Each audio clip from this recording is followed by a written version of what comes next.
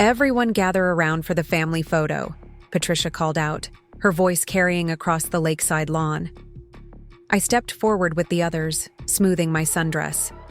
"Not you, Olivia," my mother-in-law said quietly, her smile never wavering. "We need Morgan family only for this one." As I stepped back, watching my husband Daniel join his parents without even a glance in my direction, I made my decision. The encrypted flash drive in my purse suddenly felt heavier. After 5 years of marriage, it was time they knew exactly who they'd been excluding. Before we jump back in, tell us where you're tuning in from, and if this story touches you, make sure you're subscribed, because tomorrow I've saved something extra special for you. My husband, Daniel, and I arrived at his parents' Lake Tahoe estate on a perfect summer afternoon. Sunlight danced across the crystal-clear water as their sprawling vacation home came into view, its large windows reflecting the surrounding pines and mountains. The Morgan family's 40th wedding anniversary celebration had been meticulously planned over 6 months. Patricia Morgan left nothing to chance when it came to family appearances. "Ready?" Daniel squeezed my hand as we pulled into the circular driveway, already lined with luxury vehicles. His touch was reassuring, but I'd noticed lately how it had become performative, a public gesture rather than a private connection. "Always," I replied with a smile that didn't quite reach my eyes. I'd spent 5 years trying to belong in the Morgan family circle. 5 years of subtle corrections to my behavior, my accent, my career choices. 5 years of proving myself worthy of the Morgan name, despite my unusual background, as Patricia liked to call my Chinese-American heritage. The front door swung open before we reached it, and there stood Patricia, immaculate in linen pants and a silk blouse, her silver-streaked blonde hair perfectly styled. Behind her, Robert Morgan adjusted his glasses, offering a distracted smile. "Daniel!" Patricia embraced her son, then turned to me with the air kiss that had become our standard greeting. "Olivia, dear, that dress is colorful."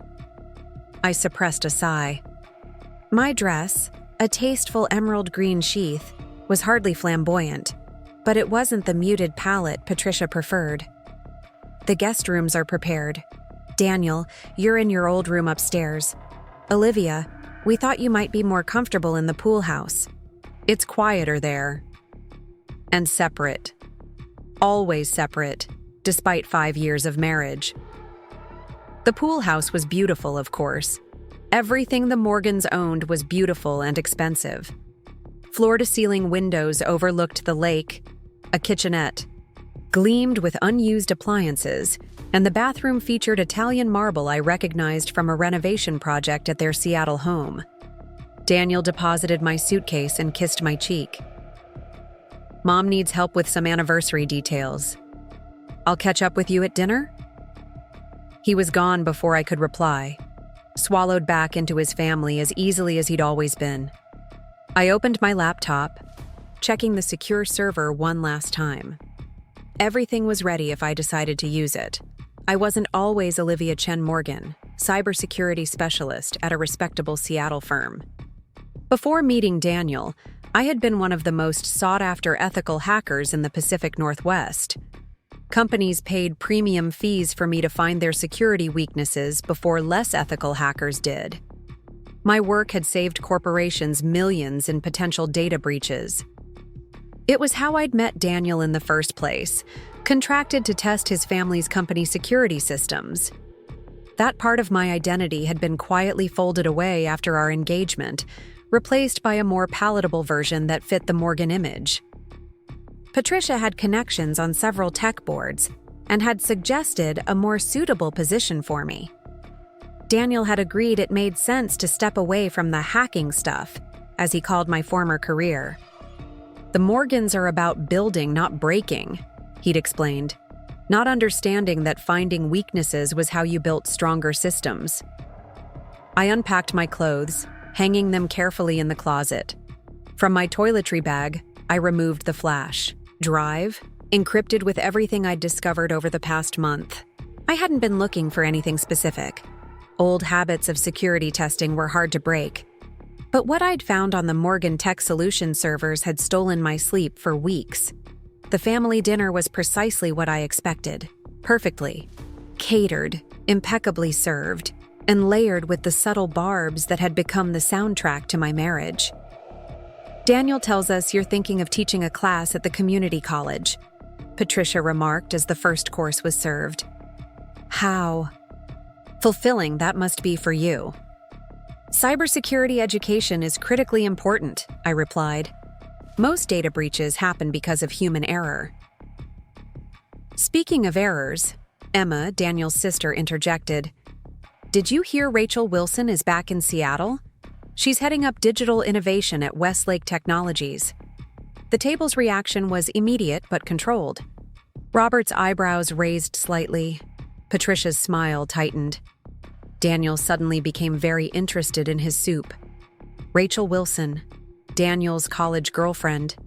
The woman the Morgans had expected him to marry before he met me. The perfect match. With the right background, right connections, and right pedigree. How nice for her, I said, maintaining my composure. Westlake has an excellent reputation. Rachel always had remarkable vision, Patricia said, looking directly at Daniel. She was just telling me about their new security protocol when we had lunch last week. Daniel didn't look up from his soup. Mom, I'm sure Olivia doesn't want to hear about Rachel. But Patricia continued as if he hadn't spoken. She asked about you, of course. Said she'd love to catch up while she's in town. This wasn't news to me. What Patricia didn't know was that Rachel and Daniel had been catching up for the past 3 months. The text messages, the late work meetings, the weekend conference that didn't appear on any Morgan Tech calendar, all documented in my encrypted files. After dinner, we gathered on the lakeside lawn, where Patricia had arranged for a professional photographer. The evening light was perfect, golden hour casting a warm glow over the assembled family. Daniel's brother, James, and his wife, Sophia, had arrived during dinner, completing the Morgan circle. Let's start with the whole family, Patricia directed, arranging everyone with the precision of a military commander. I found myself positioned at the edge, easily cropped out if desired. It wasn't subtle, but then, Patricia had grown less careful about hiding her disapproval over the years. 3 group photos later, Patricia called for different combinations. Now the original Morgans, she announced. Robert, myself, Daniel, Emma, and James. I stepped aside, watching as my husband joined his parents and siblings, their matching smiles and similar features creating a portrait of belonging that had no space for me. Now with Sophia, Patricia added, waving to James's wife, who seamlessly joined the group, her blonde hair and fair skin blending perfectly with the Morgan aesthetic. But no call came for me to join, as more combinations were photographed. Siblings. Together, Patricia with her children, Robert with his. I remained on the sidelines, my exclusion growing more pointed with each click of the camera. Daniel glanced at me once, a flicker of discomfort crossing his face before he was distracted by his father's hand on his shoulder. Everyone gather around for the family photo, Patricia finally called, her voice carrying across the lawn. Stepped forward with the others, smoothing my sundress. Not you, Olivia, my mother-in-law said quietly, her smile never wavering. We need Morgan family only for this one. As I stepped back, watching my husband join his parents without even a glance in my direction, I made my decision. The encrypted flash drive in my purse suddenly felt heavier. After 5 years of marriage, it was time they knew exactly who they'd been excluding.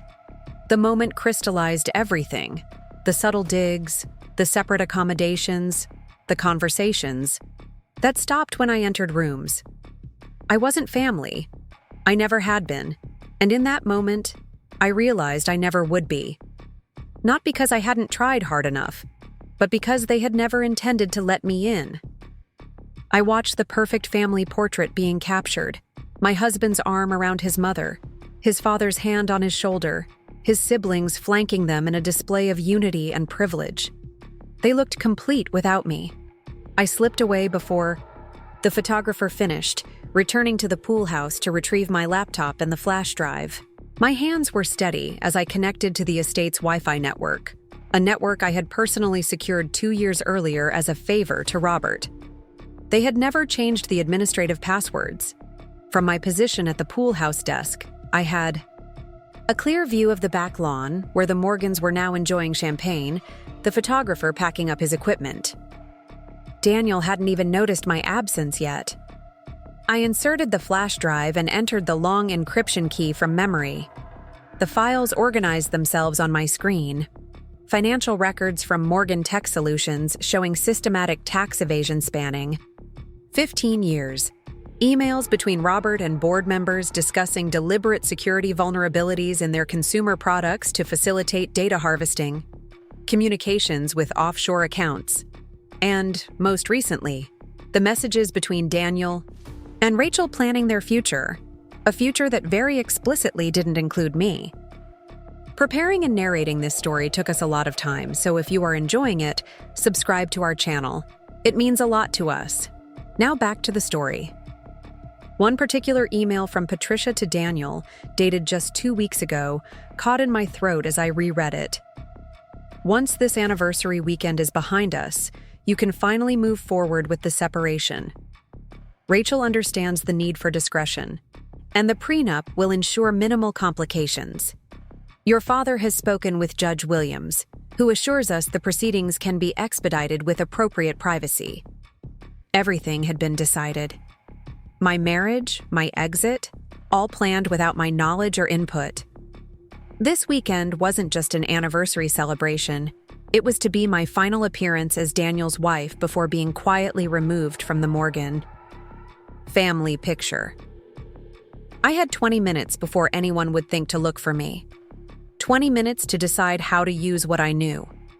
I could expose everything, send the financial records to the SEC, the consumer privacy violations to the media, the offshore accounts to the IRS. I could destroy the Morgan legacy with a few keystrokes. The evidence was irrefutable, meticulously documented with my professional thoroughness. But that wasn't who I wanted to be. Revenge wasn't my goal. Recognition was. Not recognition from them. I no longer wanted or needed that. But recognition of my own worth, my own power. I made 3 precise copies of the most critical files. The first I encrypted and sent to my personal secure server with a time-release protocol. The second I placed on a new flash drive, tucked safely in my purse. The third I prepared for immediate access. Then I changed into the dress I had originally wanted to wear tonight, a stunning red cheapao that Patricia had deemed too ethnic for family photos. The silk hugged my body, the high collar and delicate embroidery connecting me to the heritage I had subdued to please the Morgans. I swept my hair up, applied red lipstick, and slipped on the jade earrings my grandmother had given me. When I returned to the lawn, conversations paused. Daniel's eyes widened, whether in appreciation or alarm, I couldn't tell. Patricia's mouth tightened into a thin line. "Olivia," she said, her tone conveying volumes of disapproval. "We're about to have the anniversary toast." "Perfect timing," I replied, accepting a glass of champagne from a passing server. "I have something to add to the celebration." Robert tapped his glass, calling for attention. "Patricia and I want to thank you all for coming to celebrate 40 years of Morgan family unity and success." The small gathering, family members and a few close friends of the elder Morgans, applauded politely. "The Morgan name has always stood for integrity, innovation, and excellence," Robert continued. "Values we've passed to our children and to Morgan Tech Solutions." As he spoke, I connected my phone to the outdoor entertainment system Patricia had been so proud to install last summer, a system I had helped configure. "And now," Robert said, raising his glass higher, "to 40 more years of Morgan prosperity." As glasses clinked, I tapped my screen. The large outdoor display that had been showing a slideshow of Morgan family photos suddenly changed, displaying the first file from my drive, a comprehensive organization chart of Morgan Tech Solutions, offshore tax evasion structure. What the? Robert fumbled with his glass, nearly dropping it. I thought I might contribute to the family history slideshow, I said, my voice calm despite the adrenaline coursing through me, since I wasn't included in the family photos. Daniel rushed toward me, but I stepped aside, tapping my screen again. The display changed to show emails between him and Rachel, dated throughout our marriage. Olivia, stop this immediately. Patricia hissed, her perfect composure cracking. Why would I do that? I'm just getting to know my family better, I replied. For instance, I had no idea Daniel and Rachel had already chosen names for their future children. How thoughtful to plan that while still married to me. Guests were murmuring now, some discreetly stepping away, others watching with undisguised fascination. This is a private family matter, Robert said through clenched teeth. Like the consumer data your company has been illegally harvesting and selling? I asked, changing the display again. Or the product safety reports you've buried? To avoid recalls? James stepped forward, his face flushed with anger. Turn that off right now or I'll… You'll what? I asked mildly. Call security? The authorities? I'm not sure that's in your best interest, considering what else I have. Daniel finally reached me, his face a mask of panic. Olivia, please. Whatever you think you know. I don't think, Daniel. I know. I met his gaze directly. I know about the planned divorce, the conversations with Judge Williams, the agreement with Rachel. I know about the separate room this weekend. My last performance as your wife before being discarded. His face drained of color. How did you… That's the thing about marrying a hacker, then forcing her to become something else, I said. You forgot who I really am. Patricia approached, her voice lowered to avoid the guest's ears. Name, your price, whatever you want, we can discuss it privately. I laughed, the sound genuine and liberating. You still don't understand. I don't want your money. I never did. I addressed the gathering, raising my voice. For those wondering what's happening, allow me to introduce myself properly. I'm Olivia Chen, one of the top cybersecurity specialists in the country before I was persuaded that being a Morgan wife was more important than my career. I tapped my phone once more, displaying my original professional credentials and achievements, awards, recognitions, and innovations the Morgans had never acknowledged. I've spent 5 years trying to be family to people who decided before they met me that I never would be. Not because of any failing on my part, but because of what I represent, a world outside Morgan control. Robert moved toward the house, presumably to cut power to the display, but I called after him. That won't help, Robert. Everything I'm showing here has already been secured elsewhere. But don't worry. Unlike your company, I believe in ethical information management. He froze, then turned back, his expression a mixture of rage and fear. I'm not here to destroy you, I continued. I'm here to free myself. So here are my terms. A clean, fair divorce with no attempts to enforce the prenup I signed under false pretenses. My evidence stays secure unless you attempt to damage my reputation or career. I'll even sign an NDA about Morgan Tech's business practices, provided the company implements actual security fixes for your customers' data within 6 months. You can't just… Patricia began. I can and I am, I interrupted. You planned this weekend as my exit from the Morgan family. I'm simply taking control of my own departure. I turned to Daniel, who stood pale and silent. You could have told me you weren't happy. You could have been honest about Rachel. Instead, you let me believe I was the problem. Too ethnic, too independent, too much myself to be a Morgan. Olivia, he started. It's Ms. Chen now, I corrected him. And I think we've all pretended enough for one evening. I disconnected my phone from the system, the display returning to innocuous family photos that no longer held any power over me. The contrast between the smiling images and the tense, silent gathering was stark. "I've already packed my things," I said. "I'll be staying at the Lakeside Hotel tonight and flying back to Seattle tomorrow. My lawyer will be in touch regarding the divorce terms." As I walked away from the stunned gathering, Sophia, James's wife, unexpectedly fell into step beside me. "That was the most incredible thing I've ever seen," she whispered, her eyes wide. "They've been slowly trying to Morganize me too." I gave her a genuine smile. "When you're ready to talk, call me. Unlike them, I believe in women supporting women."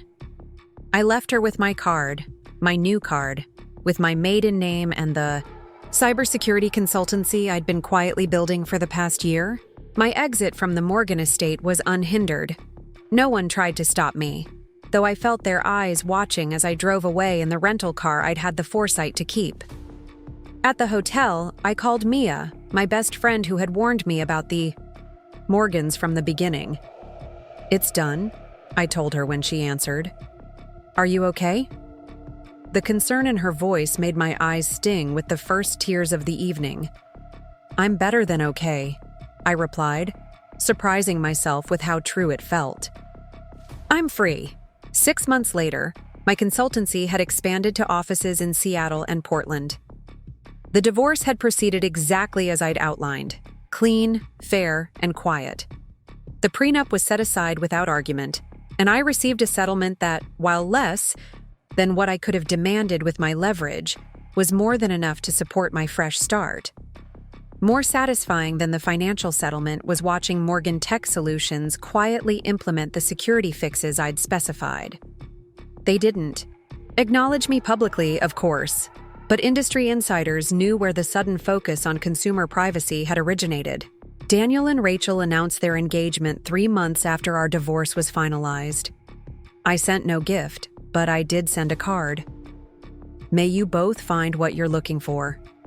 Patricia attempted to reach out once, inviting me to coffee with a stiffly worded email about bygones.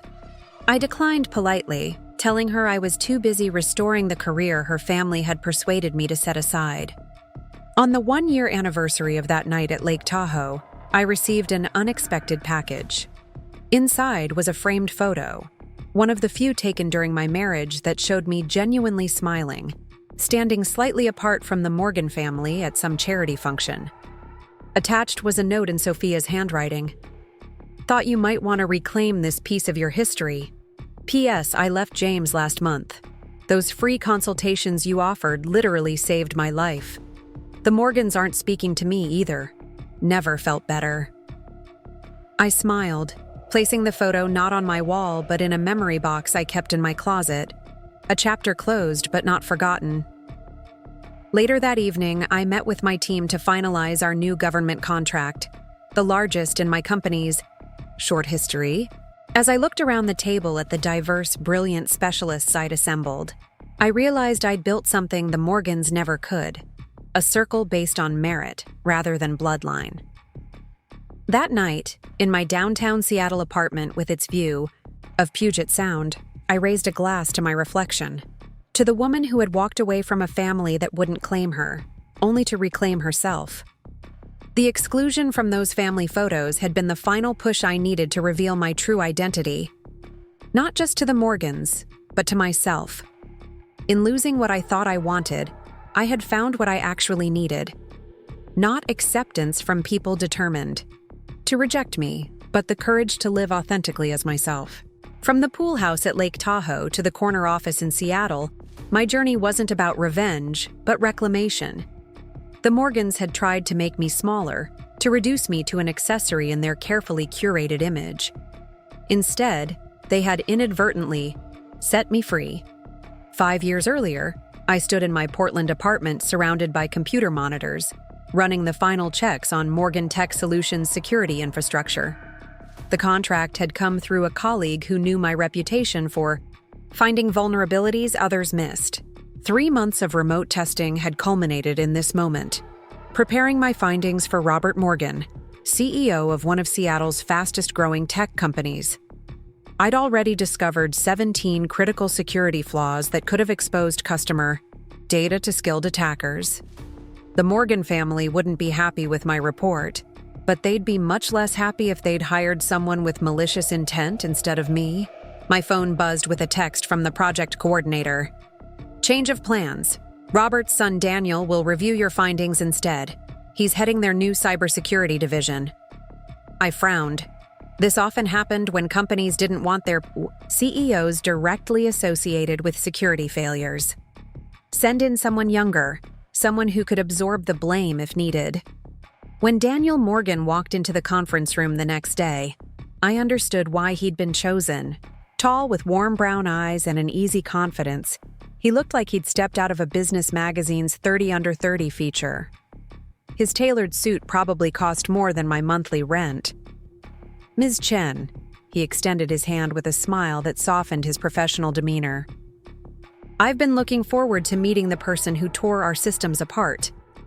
I prefer to think of it as showing you where to build stronger walls, I replied, shaking his hand firmly. For 3 hours, I walked him through my findings, explaining each vulnerability and its potential impact. Unlike many executives who glazed over during technical explanations, Daniel asked insightful questions. He took detailed notes and didn't try to minimize the issues I'd found. This is impressive work, he said as I concluded. Honestly, more thorough than I expected. That's why your company hired me. Actually, he leaned forward slightly. That's not entirely accurate. I hired you. You? I've been following your work for a while. Those vulnerabilities you exposed at FinSecure last year, brilliant methodology. When we needed someone to test our systems, I specifically requested you. I felt a flush of pride mixed with skepticism. Men in tech often claim to admire women's work as an opening line. Well, I'm glad I could help identify your security gaps, I said professionally. My written report includes detailed remediation steps for each issue. Would you consider implementing those steps yourself? Daniel asked. We're building a security team, and someone with your skills would be invaluable. I smiled, but shook my head. I'm not looking for full-time positions. I prefer the variety of consultant work. At least let me buy you dinner, he countered, to discuss a potential consulting arrangement. I hesitated, my usual boundary between professional and personal blurring slightly under his genuine smile. Just dinner, I clarified, to discuss work. Of course, he agreed easily, though I can't promise I won't find your approach to security as interesting as you do. Dinner led to more professional conversations, which gradually evolved into personal ones. Daniel wasn't what I expected from the heir to a tech dynasty. He spoke passionately about ethical technology development, consumer privacy rights, and his vision for Morgan Tech's future. He listened when I talked about growing up in Portland with parents who'd immigrated from China, about putting myself through college, about building my reputation in a field dominated by men. 3 months after our first dinner, we were dating, steadily. 6 months in, he invited me to Seattle to meet his family.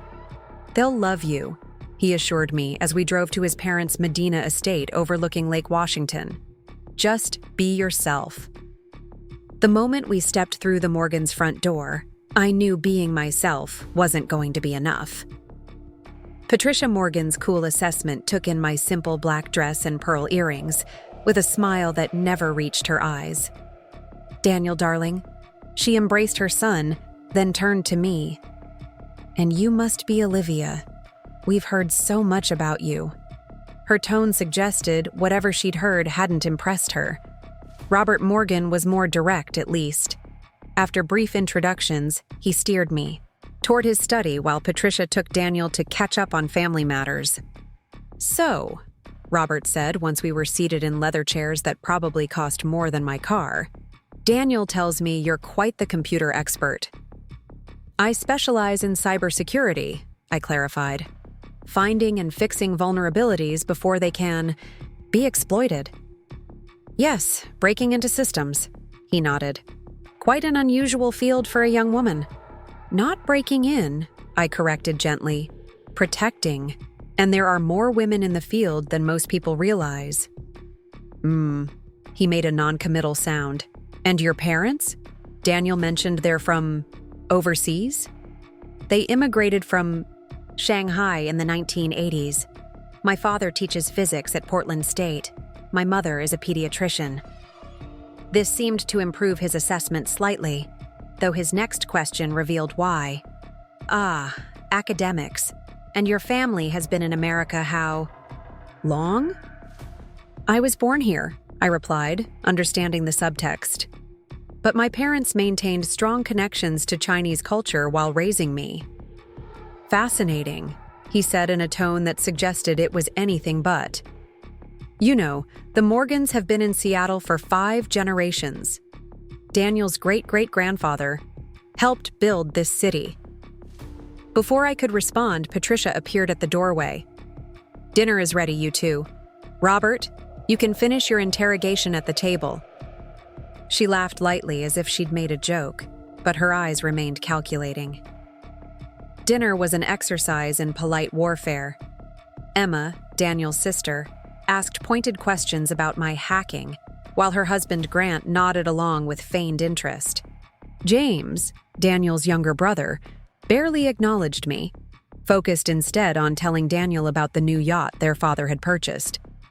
Olivia, Patricia said as dessert was served, Daniel tells us you're self-employed. How enterprising of you. My consultancy has grown significantly over the past few years, I replied.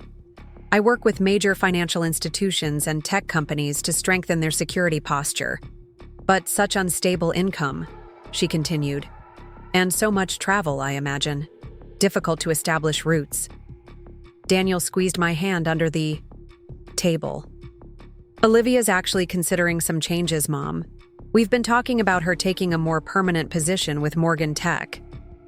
This was news to me. We'd discussed the possibility theoretically, but I'd made no decisions. Is that so? Patricia's eyebrows raised slightly. How convenient. After dinner, as Daniel gave me a tour of the property, I confronted him about his comment. I never agreed to work for your family's company, I said. Why would you tell them that? He sighed, running a hand through his hair. I know, and I'm sorry. It's just, they'd understand that better than what you actually do. Mom's generation sees consultants as people who couldn't get real jobs. But that's not true, and you know it. My work is highly specialized and… I know, he cut in. You're brilliant at what you do, but my family is traditional. They value stability, company loyalty, clear career paths. I was trying to translate your world into terms they'd respect. I wanted to argue further, but held back. This was our first meeting, after all. There would be time to clarify misunderstandings, how wrong I was. Over the next year of dating, Daniel, I gradually came to understand that the Morgans operated by a specific set of rules. Their conversations ran on multiple levels: what was said aloud, what was implied, and what was understood without being mentioned at all. Family loyalty trumped individual preferences. Appearances mattered more than realities. And outsiders remained outsiders until they proved their worth. A moving target I could never quite hit. You don't understand how it works in families like ours, Daniel explained after a particularly tense dinner where Patricia had spent the evening highlighting the accomplishments of Rachel Wilson, Daniel's ex-girlfriend from college. Mom's just testing you. Stand your ground and eventually she'll respect you. But standing my ground only seemed to confirm Patricia's assessment that I was difficult. Agreeing with her meant I was lacking conviction. There was no winning strategy. When Daniel proposed on a weekend trip to Vancouver, I hesitated despite loving him deeply. Are you sure? I asked, the ring box open between us. Your family has made it clear I'm not what they expected for you. My family doesn't decide who I love, he insisted. Besides, they'll come around once they see how serious we are. I believed him because I wanted to believe him. Because the way he looked at me made me feel like I could belong anywhere, even in the Morgan orbit. Because I loved him enough to imagine that love could transform his family's perception of me. The engagement announcement was met with what Patricia called delighted surprise from the Morgan side, a phrase that seemed to emphasize both words equally. Plans for the wedding immediately became a battleground. A small ceremony would be lovely, Patricia suggested at our first planning lunch. Just family and close friends at the Morgan estate. Actually, I countered, we were thinking of the botanical gardens. My parents have always loved it there, and it could accommodate our combined guest list. Patricia's smile tightened. The Morgans have married at home for generations, dear. Traditions matter in old families. Daniel, sitting beside me, squeezed my hand but said nothing. In the end, we compromised on the Seattle Art Museum, neutral territory that satisfied neither family completely.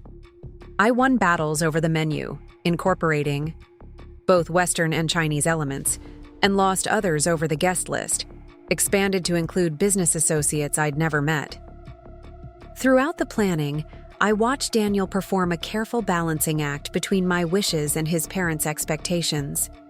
He never directly contradicted his mother in her presence, saving his support for me for private moments afterward. Just get through the wedding, he assured me. Once we're married, we'll do things our way. The wedding itself was a beautiful facade over tension. My parents, proud but uncomfortable amid the wealth on display, stayed close to their side of the family. The Morgans moved through the reception like royalty greeting subjects, occasionally stopping at my side to be photographed with their new daughter-in-law. Emma cornered me in the bathroom, wine glass in hand. You know, we all thought he'd end up with Rachel. I gathered that, I replied, reapplying my lipstick with steady hands. Nothing personal, she continued. It's just, she's known our world forever. Her father and ours went to boarding school together. She understands how things work. And I don't? Emma shrugged. You'll learn, or you won't. Either way, Daniel seems committed. Her words were hardly reassuring. After the honeymoon, a carefully curated tour of Europe that mysteriously included stops at cities where Morgan business associates lived, we settled into a home in Seattle's Queen Anne neighborhood. Daniel had owned the house before our marriage, and though he encouraged me to redecorate, Patricia's frequent visits made clear her opinions on any changes I suggested. That artwork is certainly vibrant, she commented when I hung a contemporary Chinese painting in the dining room, though perhaps a bit overwhelming for the space. The painting was relocated to my home office within a week, Daniel suggesting it would showcase better there. My consulting business continued to thrive, but the Morgans viewed it with thinly veiled concern. Surely, now that you're settled down, you'll want something more structured, Robert suggested at a family dinner 3 months after the wedding. Morgan Tech's security department could use someone with your background. I appreciate the offer, I replied, but my business is doing well. I value the independence. Independence is all well and good before children, Patricia interjected, but Morgan women have traditionally focused on family once married. I nearly choked on my wine. Children aren't in our immediate plans. Daniel cleared his throat. What Olivia means is that we're enjoying being newlyweds right now. Again, he'd smoothed over my direct statement with a more palatable version for his parents. Later that night, I confronted him. You need to stop translating me to your family. I can speak for myself. I know you can, he sighed, but you don't always understand how they'll interpret what you say. I'm trying to bridge the gap. Maybe the gap exists because they don't want to understand me, I suggested. Have you considered that? He ran a hand through his hair, a gesture I'd come to recognize as his response to stress. They're set in their ways, but they're trying. You have to meet them halfway. I've been meeting them more than halfway since we met. The pattern continued through our first year of marriage. Daniel and I were happy when alone, but family gatherings became performances where I played the role of the grateful outsider welcomed into the Morgan fold, expected to gradually transform into someone who fit their mold. The first major crack appeared when I was invited to the Morgan Tech Solutions annual retreat. As Daniel's wife, my attendance was expected at the social events surrounding the business meetings. Patricia had coordinated everything, from accommodations at a luxury mountain resort to scheduled activities for executives' spouses. "We have a lovely spa day planned while the men are in meetings," she informed me over brunch a week before the event. "Then shopping in the village." "Actually," I said, "I thought I might sit in on the security planning session." Daniel mentioned, "They're discussing the new consumer data protection protocols." Patricia looked genuinely confused. "But that's a business meeting, dear." "Cybersecurity is my business," I reminded her. She patted my hand. "Of course it was. But priorities change after marriage. The other wives will wonder why you're not joining them." At the retreat, I compromised by attending the spa morning, then slipped into the afternoon security session. I sat quietly at the back, listening as Morgan Tech's new security director, a man with half my qualifications, outlined a plan with several obvious vulnerabilities. When the floor opened for questions, I raised my hand and pointed out the issues professionally. The room fell silent, executives turning to stare at me with expressions ranging from surprise to discomfort. Daniel, seated at the front table, looked stricken. The security director fumbled for responses to my points, growing defensive. Robert Morgan cleared his throat from the head of the table. "Thank you for your input, Olivia. Perhaps you could share any further thoughts with Daniel privately, and he can bring them to the team's attention if appropriate." I was being dismissed, my expertise invalidated because I'd stepped outside my assigned role as a Morgan wife. That evening at dinner, Patricia seated me with the other wives, far from the executives' table where Daniel sat with his father and the board members. The women discussed children's schools, recent renovations, and charity committees, topics that assumed shared experiences I didn't have. Later, in our suite, Daniel was frustrated. "You embarrassed Kevin in that meeting. He's new to the role." "His plan had serious flaws," I pointed out. "I was trying to help." "There are channels for that kind of feedback, Olivia. You can't just speak up in a board-level meeting without warning." "Would those channels have taken my input seriously? Because your father certainly didn't." Daniel sighed. "It's complicated. You're family now, which makes your role different. If you want to contribute professionally, we need to establish the right framework. A framework where I don't publicly display more knowledge than the men you've hired."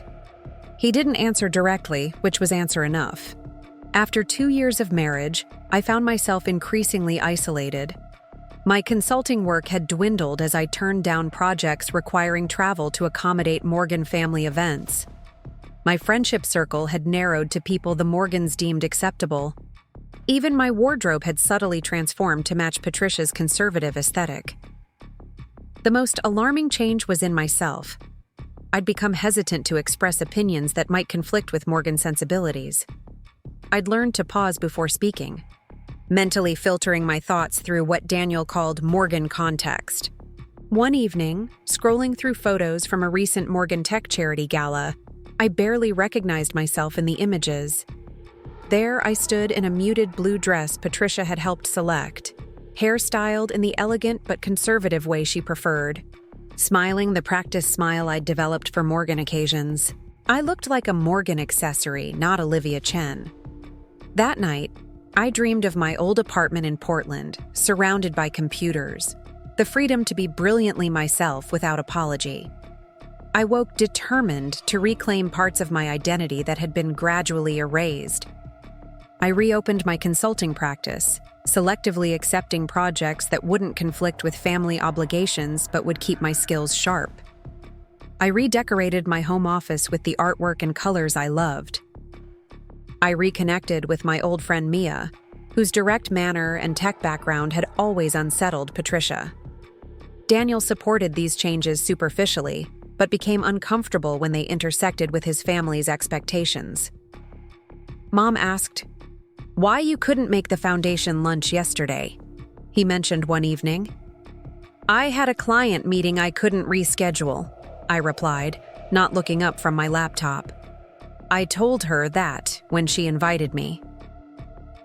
"She went to a lot of trouble with the seating arrangements. The Prescotts were asking about you. I'm sure they survived my absence," Daniel sighed. "It's not about survival, it's about appearances.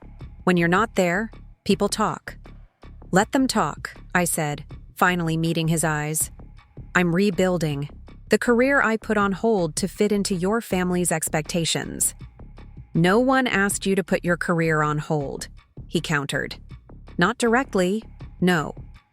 But every suggestion that consulting wasn't stable enough, every comment about Morgan women focusing on family, every dismissal of my professional input, they all sent the same message."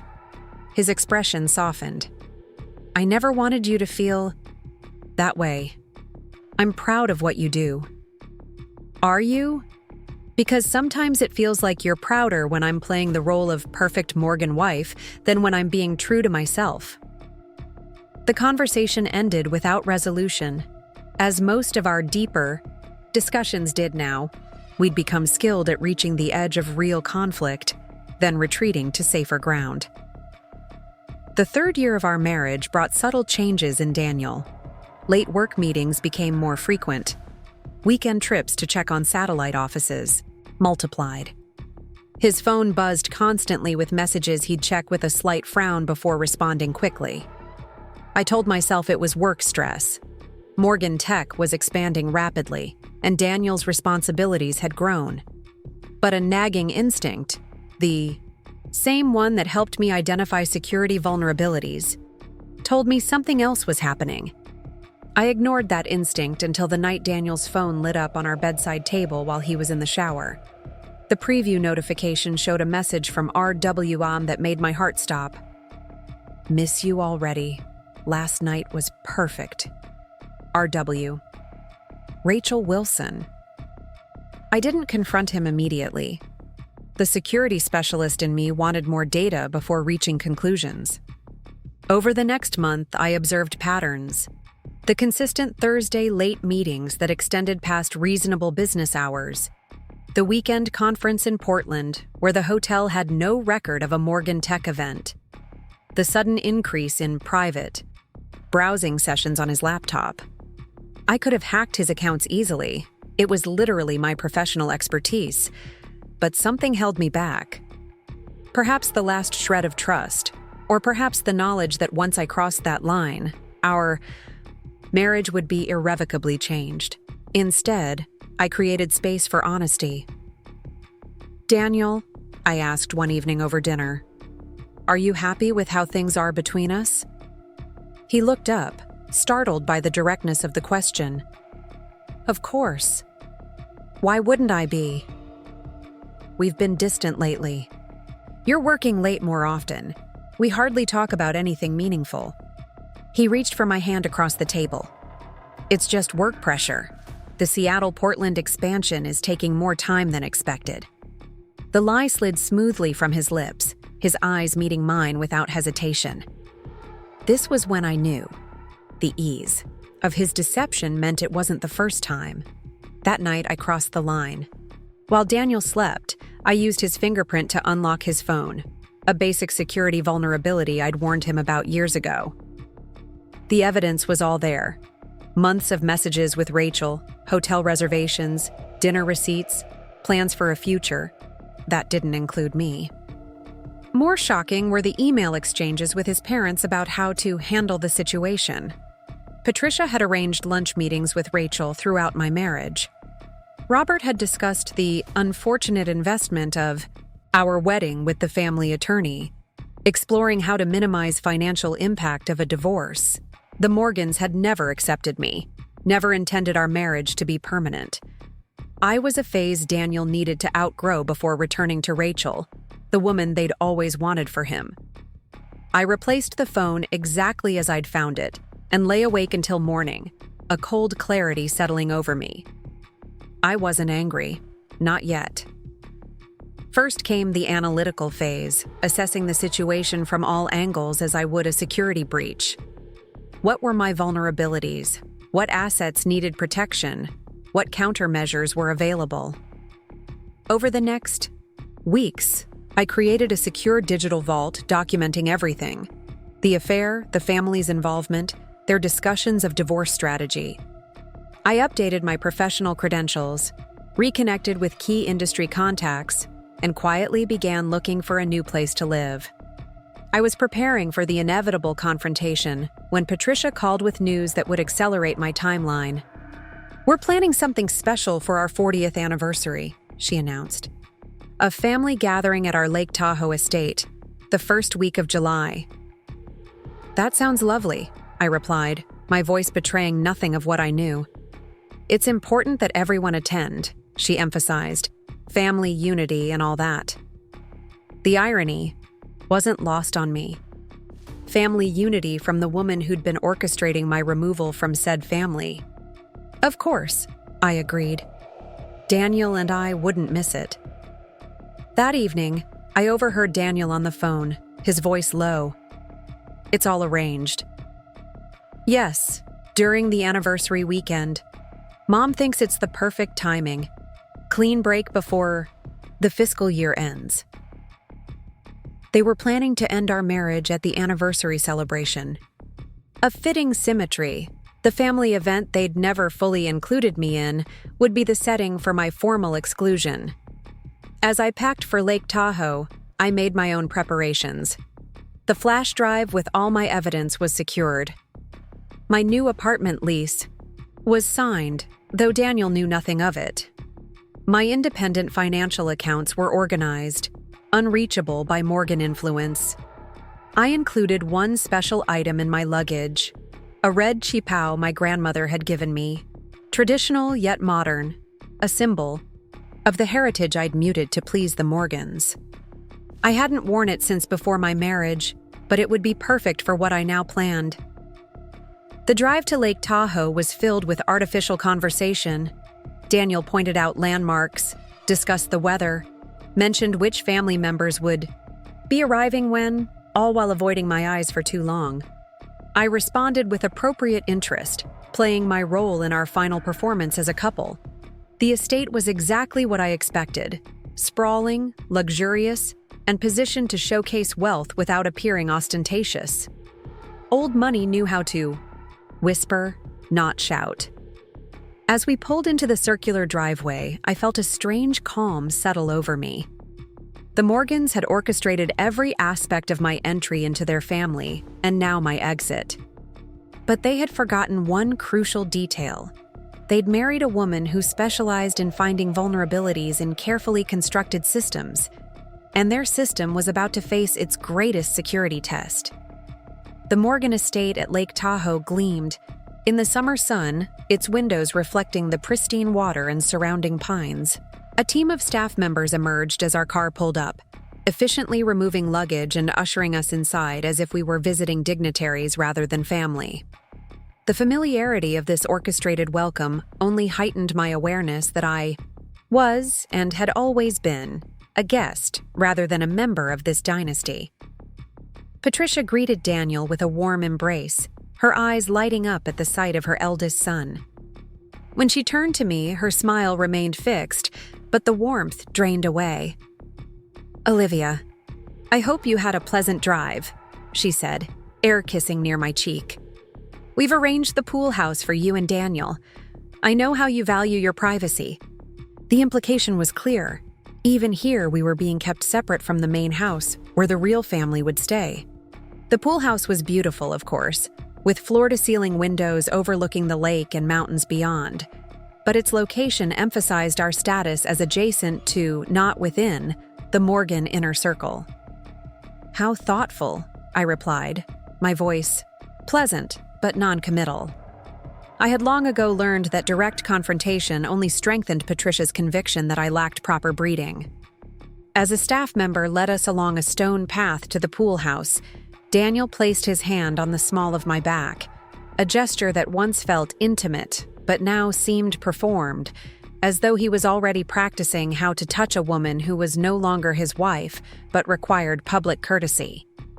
"It's actually nice to have some space from the family chaos," he offered, misreading my silence as disappointment. "Mom tends to micromanage everyone in the main house." "I'm sure she does," I said, wondering if he realized how much his mother had already micromanaged the dissolution of our marriage. The pool house interior was immaculate. Neutral tones, tasteful artwork, fresh flowers in crystal vases. Nothing personal, nothing that might suggest individual taste or preferences. A Morgan space designed for Morgan-approved occupants. As I unpacked my clothes, hanging them carefully in the cedar closet, Daniel's phone chimed with a message. He glanced at it, then immediately typed a response, his fingers moving quickly across the screen. "Work?" I asked, though I already knew the answer. "Just Dad checking on some details for tomorrow," he replied without meeting my eyes. Another lie, delivered with practiced ease. I wondered how many he had told over the years, how many I had chosen to believe because the alternative was too painful to consider. "I need to meet with him about the anniversary dinner arrangements," Daniel continued, already moving toward the door. "Shouldn't take long. Why don't you rest after the drive?" He was gone before I could respond, the door clicking shut behind him. I stood in the silent room, listening to his footsteps fade along the stone path. Then I removed my laptop from its case and sat at the small writing desk by the window. The Morgan Family Network password hadn't changed since I'd set it up during a previous visit, a security oversight that would prove useful now. I connected easily, then began exploring the shared drives that the family used for event planning and communications. There it was in Patricia's meticulously organized files. 40th anniversary, final arrangements. I opened the document and found the seating chart for the celebration dinner, scheduled for the following evening at the lakeside restaurant they had rented for the occasion. 12 seats, not 13. I had been removed from the family count, already, though I was still physically present. I scrolled further, finding a detailed timeline for the weekend. The first notation that caught my eye was scheduled for 9:30 p.m. tomorrow evening. D provides update on personal situation. The clinical phrasing disguised what I now understood was to be Daniel's announcement of our impending separation. My exclusion from the family photos was scheduled for 7:45 p.m., just before the dinner. A small note in Patricia's distinctive phrasing indicated family photos only, O not included. My absence would establish the narrative before Daniel's announcement made it explicit. A separate folder contained legal documents, draft separation papers prepared by the Morgan family, attorney, dated 3 months earlier. The proposed settlement offered me a fraction of what I was entitled to under Washington state law, with stipulations about confidentiality regarding Morgan family matters and business practices. Most revealing was an email exchange between Patricia and Daniel from the previous week. Patricia: "Everything is arranged for next weekend. The announcement will be better coming from you, with all of us there to support you. Rachel understands the need for discretion until everything is finalized." Daniel: "I still think we should wait until after the weekend to tell Olivia. Making her sit through the celebration knowing what's coming seems unnecessarily cruel." Patricia: "It's cleaner this way. The family will be together, presenting a unified front. Better to handle it all at once than drag it out with separate conversations. Robert has confirmed with Judge Williams that the proceedings can be expedited once papers are filed." Daniel: "She deserves better than this." Patricia: "She'll be well compensated for her time as a Morgan. The prenup is generous considering the circumstances. Once this chapter is closed, you and Rachel can move forward properly. The family needs stability, Daniel, especially with the company changes coming this fall." I read the exchange twice, my hand steady on the keyboard despite the earthquake happening in my chest. They had planned everything. My humiliation, my removal, my replacement with Rachel. The woman who had always been Patricia's choice. The woman who understood the Morgan way. I closed the files and secured my tracks, leaving no digital footprint of my exploration. Then I opened a secure messaging app and contacted my old colleague Jin, one of the few ethical hackers whose skills exceeded even my own. Need a secure server with untraceable backup, I typed. Personal emergency. Jin's response came within minutes. Server ready. Triple encryption. Send what you need. No questions asked. I began transferring copies of everything I'd found. The emails, the legal documents, the anniversary plans. Not for blackmail, but for protection. The Morgans would never allow themselves to be truly exposed, but knowing that I had evidence would ensure they didn't attempt to destroy my reputation or career in the aftermath. As the files transferred, I moved to the window overlooking the main house. Through the gathering twilight, I could see the Morgan family assembled on the terrace.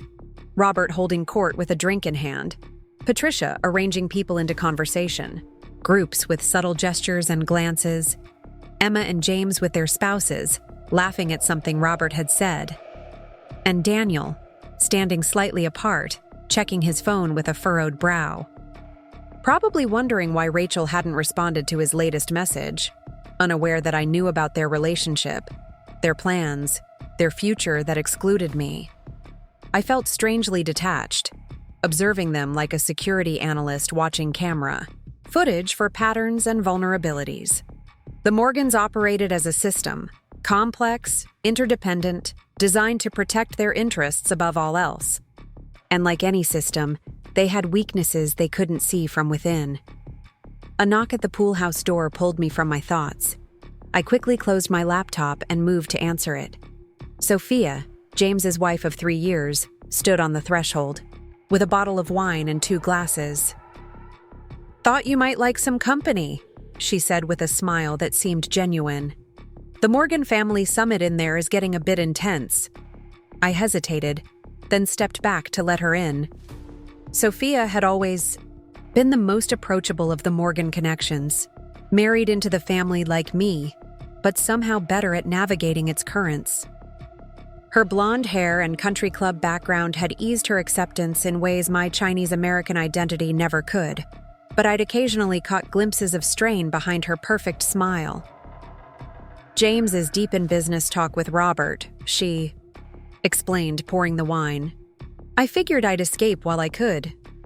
"Smart move," I replied, accepting the glass she offered. Sophia settled onto the sofa, tucking her feet beneath her in a casual pose that seemed at odds with the formal Morgan atmosphere. "So," she said after a sip of wine, "how are you really doing? And don't give me the Morgan-approved answer. I get enough of those." The unexpected candor caught me off guard. "What makes you think I'm not doing well?" She gave me a knowing look. "Please, I've been watching the Patricia Daniel dance for 3 years now.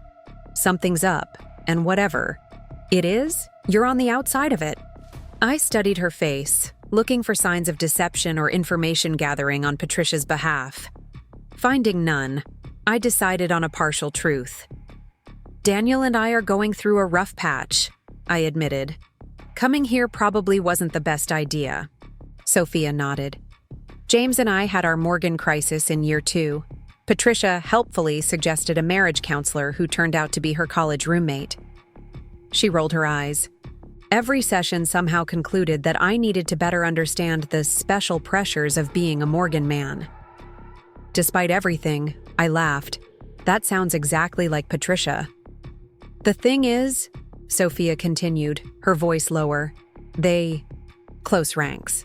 Always. You think you're married to one person, but you're actually married to the collective Morgan consciousness." "How do you handle it?" I asked, genuinely curious how this woman had survived what I clearly hadn't. She shrugged.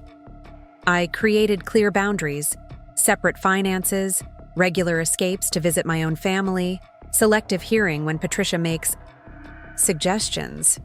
She took another sip of wine. And honestly, I document everything. Every manipulative comment, every undermining move. James knows I keep receipts. The casual admission stunned me. Sophia had been playing the same protective game I had, but from within the system rather than preparing to leave it. "Why are you telling me this?" I asked. Her expression grew serious. "Because I like you, Olivia. You're the only person at these family gatherings with a real personality. And because..." She hesitated, then continued. "I overheard Patricia and Robert discussing seating arrangements for tomorrow. Your name wasn't on the list." So Sophia knew, at least partially. I wondered how much more she had overheard, how much more she suspected. "That's interesting," I said carefully. "It's bullshit," Sophia corrected, her perfect country club facade cracking slightly. "Whatever they're planning, it's not right." Before I could respond, her phone chimed. She checked it and sighed. "James looking for me? God forbid I'm not. Readily available when he's done with guy time." She stood gathering her things. "Just watch yourself tomorrow, okay? The Morgans script everything, and they never cast outsiders in leading roles." After she left, I returned to the window. The gathering on the terrace had dispersed, family members moving inside as the evening cooled. I watched until the lights in various rooms of the main house came on, illuminating fragments of Morgan life. Patricia in her sitting room, arranging flowers with precise movements. Robert in his study, phone to his ear. Emma and her husband in the kitchen, getting late-night snacks. No sign of Daniel. I checked my own phone and found a message from him. "Meeting running long. Don't wait up." He wasn't coming back to the pool house tonight. The pieces clicked into place. He couldn't face sleeping beside me knowing what tomorrow would bring.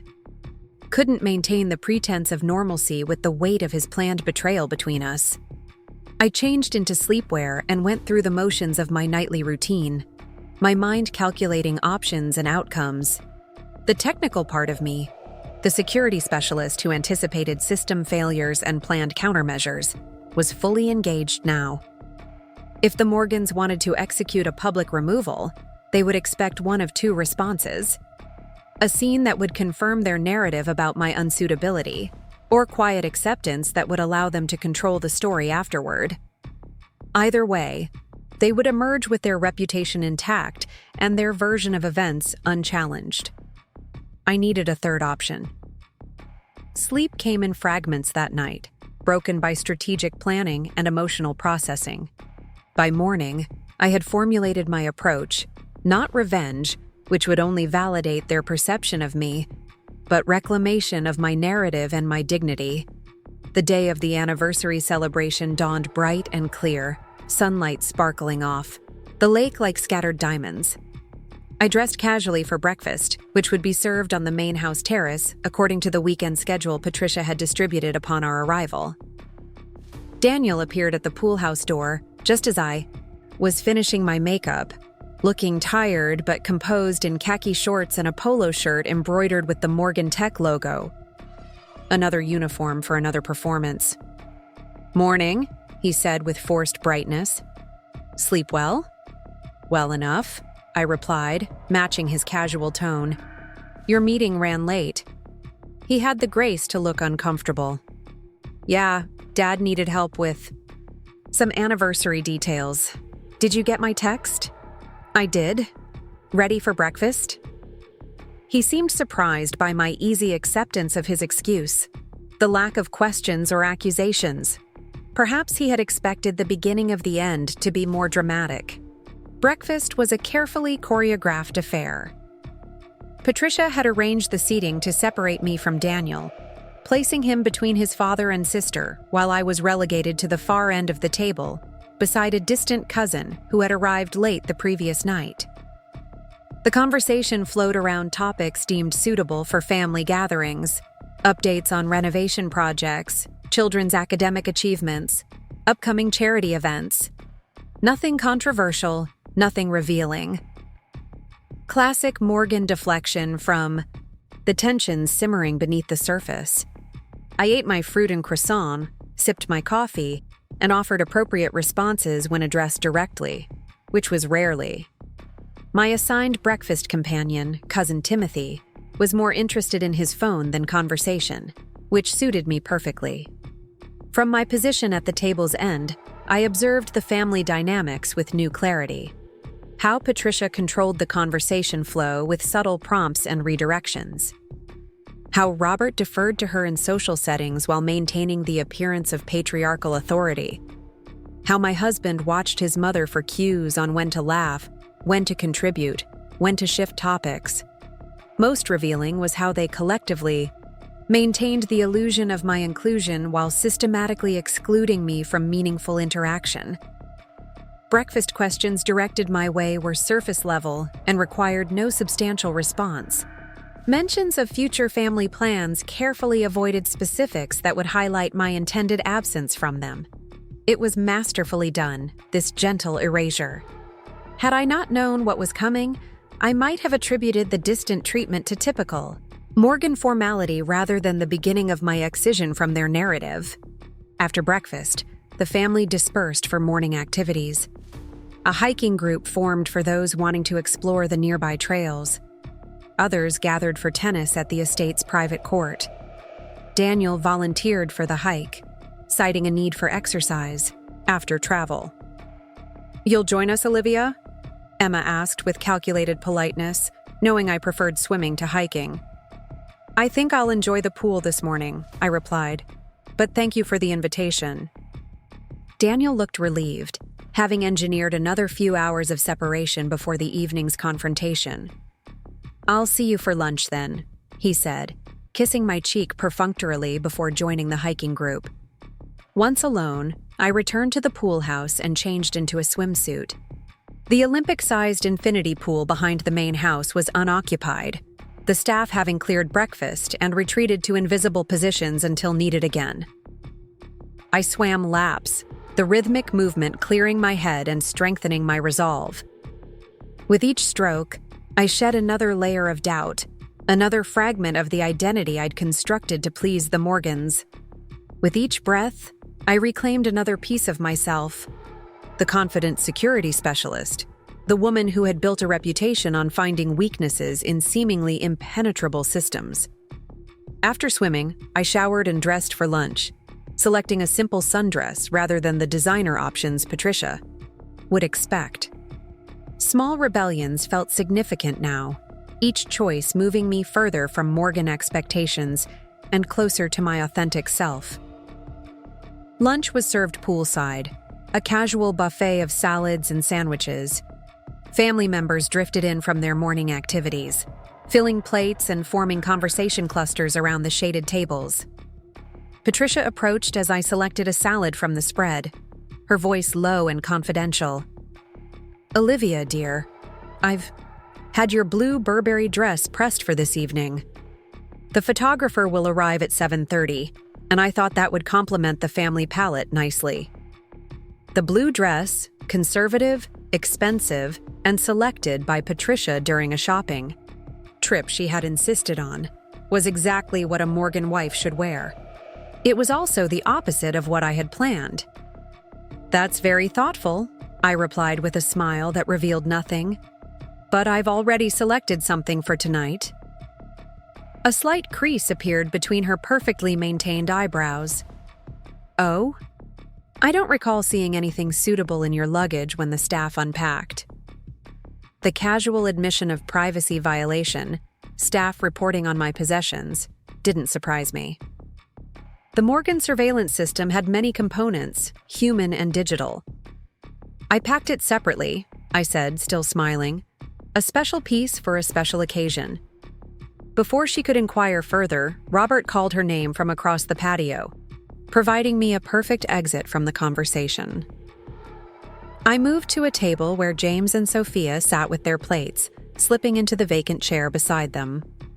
James acknowledged me with a nod before continuing his conversation with another relative about Morgan Tech's latest acquisition. Sophia, however, gave me a subtle look of concern. "Everything okay?" she asked quietly when James's attention was fully engaged elsewhere. Absolutely, I replied with more confidence than I'd felt in months. Just finalizing my plans for tonight. She studied my face for a moment, then nodded slowly. Good for you, she said, and I had the distinct impression she understood more than I'd explicitly shared. The afternoon passed in a blur of carefully scheduled leisure activities. I participated minimally, using preparation for the evening as an excuse to retreat to the pool house. There, I accessed the secure server where Jin had stored my documentation, confirming everything was in place for whatever aftermath followed tonight's revelation. At 5:30, I began preparing for the evening celebration. My phone buzzed with a text from Daniel. Meeting family at restaurant at 7:15. Driver will pick you up at 7. Blue dress from mom looks great with the sapphire earrings I gave you for our anniversary. Another script, another performance directive. I didn't bother responding. Instead, I retrieved the garment bag I'd hidden beneath winter clothes in my suitcase. Items Patricia's staff wouldn't have bothered to unpack for a summer gathering. Inside was the red chipao, with its high collar and delicate black and gold embroidery. I dressed carefully, appreciating how the silk hugged my body in a way Patricia would deem inappropriate for family functions. I styled my hair in a sleek updo adorned with the jade hairpins my grandmother had given me for my college graduation. My makeup was bolder than the Morgan-approved natural palette, with defined eyes and crimson lips that matched the dress. Around my neck, I fastened a jade pendant instead of the sapphire necklace from Daniel that completed the Morgan-sanctioned look. In my ears, small jade drops replaced the expected diamond studs. The final touch was tucking the encrypted flash drive into the small evening bag I'd selected. Not the Chanel clutch Daniel had given me last Christmas, but a vintage beaded piece I'd found at a Portland market before meeting him. When I studied my reflection, I barely recognized the woman looking back at me. Not because I had transformed into someone new, but because I had reverted to someone authentic, the woman I'd been before the Morgans had systematically erased her. At precisely 7 Tao, a sleek black car pulled up outside the pool house. The driver, professionally expressionless, held the door as I emerged. If he was surprised by my appearance, so different from what the Morgans typically expected, he gave no indication. The drive to the lakeside restaurant was brief, but allowed me precious minutes of solitude to center myself for what was coming. I watched the pristine shoreline pass by the window, sunlight still bright in the summer evening, gilding the water and surrounding pines. The restaurant was exclusive, positioned on a rocky promontory with panoramic views of the lake. Its stone and glass architecture blended with the natural landscape while exuding unmistakable luxury. Patricia would have reserved it months in advance, ensuring the perfect backdrop for both celebration and the dramatic conclusion of my marriage. As the car approached, I could see the Morgan family gathered outside the entrance. Patricia resplendent in champagne-colored silk, Robert distinguished in a summer weight suit, Emma and James with their spouses, assorted relatives arranged. In a tableau of wealth and belonging, Daniel stood slightly apart, checking his watch, his expression a mixture of anticipation and dread. He looked up as the car stopped and froze momentarily when I emerged, his eyes widening at my appearance. The collective Morgan reaction was subtle, but unmistakable. A slight stiffening of postures, exchanged glances, Patricia's tight smile that didn't reach her eyes. Olivia. Daniel moved forward, his voice low and strained. What are you wearing? A dress from my heritage, I replied simply. Perfect for celebrations, don't you think? Before he could respond, Patricia approached, her assessment of my appearance barely concealed behind social pleasantries. Olivia, dear, what an interesting choice. Though I thought we discussed the blue Burberry for tonight. You discussed it, I corrected gently. I chose this instead. A flicker of displeasure crossed her face before she recovered. Well, we should head inside. The photographer is waiting and we have a schedule to keep." Of course they did. The Morgan schedule. My exclusion from family photos, followed by dinner where my seat would be conspicuously absent, culminating in Daniel's announcement of our separation. All perfectly timed, all meticulously planned. As we entered the restaurant's private room, I felt a strange calm descend. The space was beautiful, windows overlooking the lake, tables adorned with white roses and peonies, Patricia's favorites, champagne flutes catching the golden evening light. The photographer, a slim man with an air of practiced discretion, consulted briefly with Patricia before beginning to arrange the family for photos. I stepped back, watching the choreography unfold exactly as outlined in the anniversary schedule I'd seen on Patricia's computer. First, the entire Morgan family, positioned against the backdrop of the lake. Then smaller groupings, Patricia and Robert with their children, siblings together, grandparents with grandchildren. Each combination meticulously recorded, each grouping excluding me through some natural-seeming arrangement. I didn't attempt to insert myself into any photo. I simply observed, noting how Daniel's smile grew increasingly strained as the process continued, how Patricia kept glancing in my direction as if assessing my reaction to the deliberate exclusion. Finally, as the sunset painted the sky in brilliant orange and pink hues, Patricia made the announcement I'd been waiting for. "Everyone gather around for the family photo," she called, her voice carrying across the room. I stepped forward with the others, smoothing my red silk dress. "Not you, Olivia," my mother-in-law said quietly, her smile never wavering. "We need Morgan family only for this one." The moment crystallized everything. 5 years of subtle digs, of separate accommodations, of conversations that stopped when I entered rooms. I wasn't family. I never had been, and in that moment, I realized I never would be.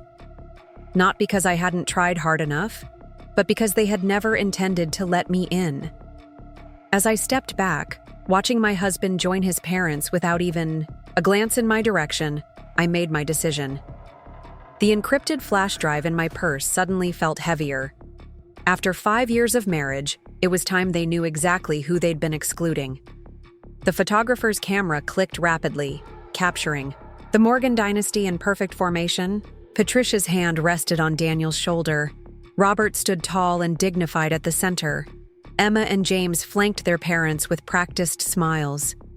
The perfect family portrait, complete without me. I stood to the side, watching this performance. I'd witnessed so many times before, but now with clear eyes. I no longer felt the sting of exclusion. Instead, I felt the strange lightness that comes with absolute clarity. I knew exactly who I was and what I needed to do. As the photographer finished the final shots, the restaurant staff began ushering everyone toward the dining area. Crystal glasses sparkled under ambient lighting, white linen tablecloths draped elegantly over the tables, and place cards marked each setting with calligraphy that had undoubtedly been approved by Patricia. I didn't bother looking for my name. I knew it wouldn't be there. The Morgan family moved toward the table, a choreographed dance of wealth and privilege. Daniel's eyes darted toward me, then away quickly, guilt flickering across his face before he composed himself. Patricia surveyed the scene with satisfaction, nodding to the restaurant manager who hovered nearby for approval. Robert raised his hand, summoning everyone's attention. "Before we sit down, Patricia and I want to thank you all for joining us to celebrate 40 years of marriage and family. The Morgan legacy continues strong because of the values we share and the bonds we've created." The assembled family members nodded appreciatively, some raising their champagne flutes in acknowledgement. "Now," Robert continued, "let's enjoy this wonderful dinner Patricia has arranged." Family members began finding their assigned seats, the rustle of expensive fabrics and murmur of conversation filling the space. I remained standing, observing as each person found their place card and settled in.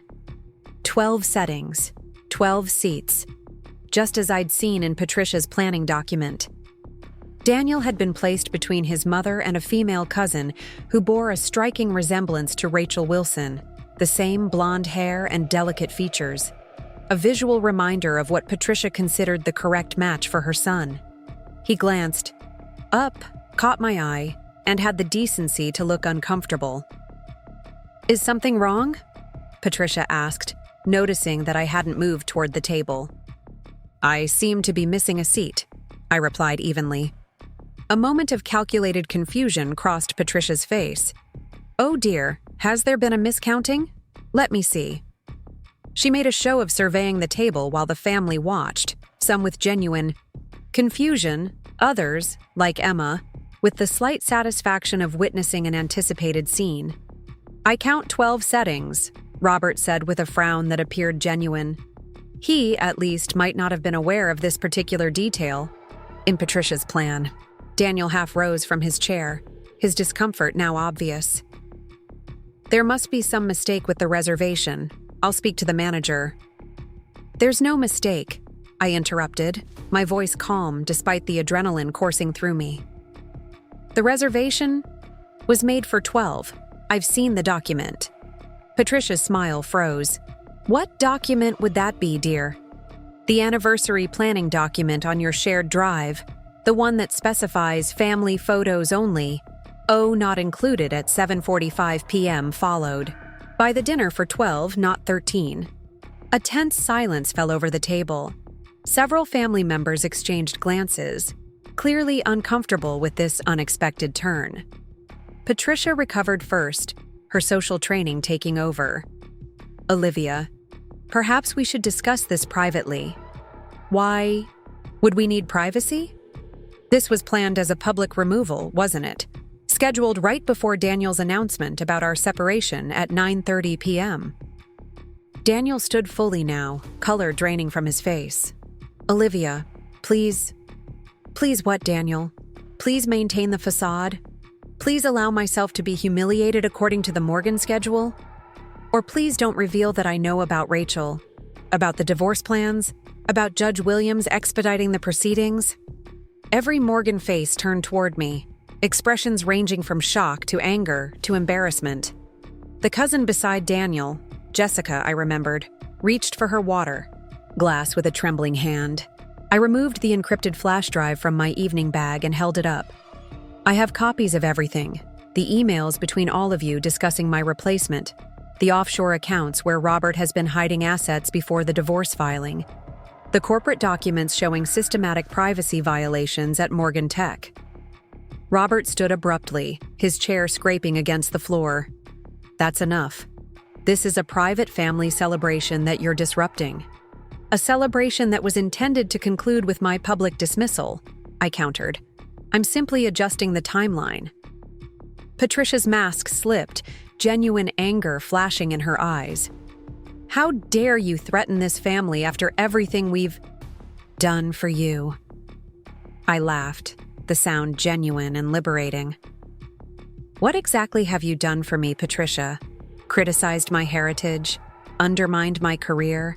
Planned to replace me with Rachel while I was still naively trying to earn your approval?" You're making a scene," Emma hissed, looking around at the restaurant staff who were doing their professional best to appear oblivious to the drama unfolding. "No," I replied calmly. "I'm refusing to follow your script. There's a difference." Daniel approached me, his voice low and urgent. "Olivia, please, not like this. We can talk privately. The way you've been privately talking with Rachel for the past 6 months? Or the way you've been privately discussing divorce strategies with your parents while sharing my bed?" He flinched as if I'd slapped him. "It wasn't. I didn't want it to happen this way." "No, you wanted it to happen your way. The Morgan way. Clean, controlled, with the family presenting a unified front." I echoed Patricia's email word for word, watching Daniel recognize his mother's phrasing. Patricia rose from her seat, abandoning pretense. Whatever you think you have, remember that you signed a prenuptial agreement that includes significant penalties for disparaging the Morgan name." "The prenup I signed under false pretenses? The one that's invalidated by Daniel's infidelity and the family's deliberate concealment of financial information. I smiled. Your family lawyer should have advised you better. Robert moved toward me, his voice dropping to ensure only I could hear. Name your price, whatever you want, we can discuss it privately. The offer was so predictable, so typically Morgan, that it almost made me sad. They still didn't understand that this wasn't about money or leverage. It was about refusing to be erased. I don't want your money, Robert. I never did. I addressed the gathering, raising my voice slightly. For those wondering what's happening, allow me to introduce myself properly. I'm Olivia Chen, one of the top cybersecurity specialists in the country before I was persuaded that being a Morgan wife was more important than my career. I held up my phone, having prepared for this moment. With a few taps, I connected to the restaurant's audio-visual system, another security vulnerability I'd noted during earlier Morgan events. The large display screen installed for corporate functions came to life, showing my professional credentials and achievements that the Morgans had consistently minimized. I've spent 5 years trying to be family to people who decided before they met me that I never would be. Not because of any failing on my part, but because of what I represent, a world outside Morgan control. The screen changed to show a series of emails between Patricia and Daniel, discussing how to manage me during family events, how to gradually shift my focus from my career to more appropriate Morgan wife activities. Several relatives gasped. James muttered something to Sophia, who shook her head slightly, her expression unreadable. Patricia's face had gone rigid with fury. "Turn that off immediately," Robert commanded, moving toward the AV controls near the bar. "That won't help." "Robert," I called calmly. "Everything I'm showing here has already been secured elsewhere, but don't worry. Unlike your company, I believe in ethical information management." He froze, then turned back, his expression a mixture of rage and fear. "I'm not here to destroy you," I continued. "I'm here to free myself. So here are my terms. A clean, fair divorce with no attempts to enforce the prenup I signed under false pretenses. My evidence stays secure unless you attempt to damage my reputation or career." I paused, watching the calculations happening behind Robert's eyes. The businessman in him was already assessing damages, weighing options, determining the most cost-effective solution. "I'll even sign an NDA about Morgan Tech's business practices," I added, "provided the company implements actual security fixes for your customers' data within 6 months. You can't just—" Patricia began, outrage overcoming her usual self-control.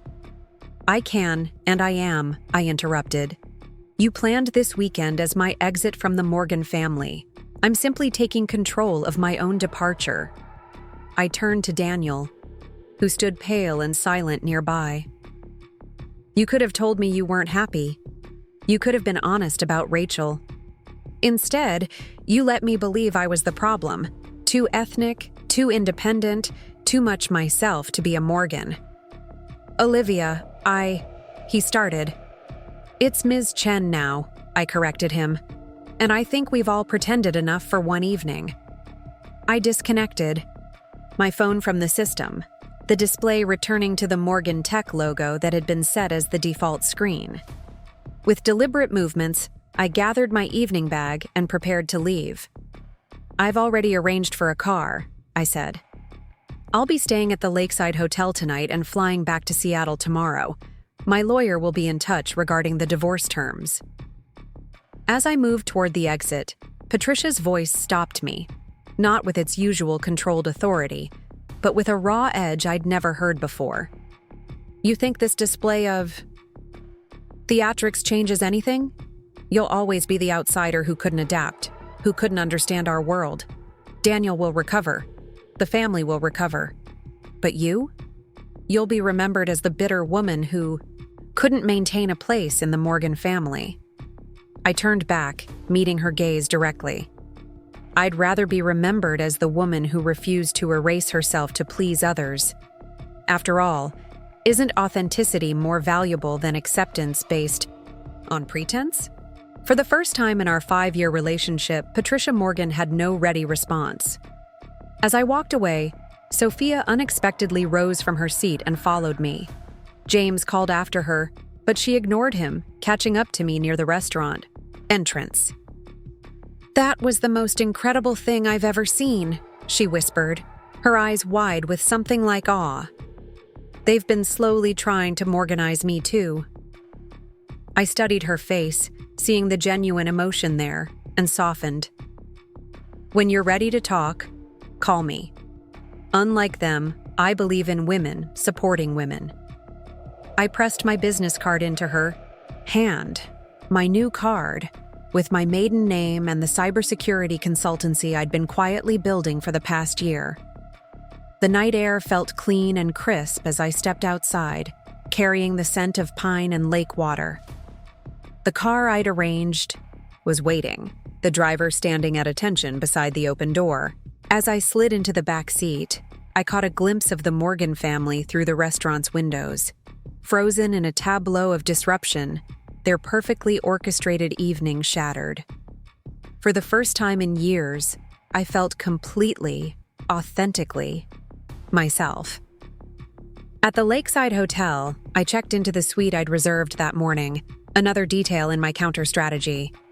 The space was impersonal, but luxurious, with none of the Morgan family's fingerprints on its design or arrangements. I kicked off my heels and moved to the balcony overlooking the water, where the moon now traced a silver path across the dark surface. The night was quiet, except for the gentle lapping of waves against the shore below. I pulled out my phone and called Mia, my best friend who had warned me about the Morgans from the beginning. "It's done," I told her when she answered. "Are you okay?" The concern in her voice made my eyes sting with the first tears of the evening. "I'm better than okay," I replied, surprising myself with how true it felt. "I'm free." Mia's relief was audible. "Thank God. When you said you were going to that anniversary thing, I was worried they'd suck you back in somehow. Not a chance. Not anymore." I gave her a condensed version of the evening's events, her periodic gasps and exclamations of "no way," providing a cathartic counterpoint to my story. "So what happens now?" she asked when I'd finished. "Now I rebuild. My company, my identity, my life." "Your company already has 3 major clients," Mia reminded me. "And your identity was never actually lost, just temporarily muted for the Daniel Morgan experience." I laughed, feeling lighter than I had in years. "True. And now, I can turn the volume back up." After saying goodnight to Mia, I ordered room service, spicy Szechuan noodles that Patricia would have deemed inappropriate dinner fare, and began planning my next steps. The Morgan script had been torn up, which meant I was now writing my own. My phone buzzed periodically throughout the evening, text messages from Daniel ranging from angry to pleading to remorseful. I read each one but didn't respond. There was nothing left to say. More surprising were the messages from Sophia, sent via Signal, the encrypted messaging app I'd given her my contact for. "The aftermath here is nuclear. Patricia practically had a meltdown after you left. Then, Roberts locked himself in. The study with the family lawyers on conference call. And finally, Daniel keeps saying you wouldn't really expose anything, that you're bluffing. Are you?" I responded to that one. I never bluff about security threats, but I prefer not to deploy countermeasures unless attacked first. Her reply came quickly. "Noted and respected. This family could use more straightforward communication and fewer strategic dinner seatings." I smiled, sensing a potential ally. I hadn't anticipated. The Morgans' united front was perhaps not as unified as they believed. Around midnight, a final text came from Daniel. "We need to talk. There are things you don't understand about the family situation."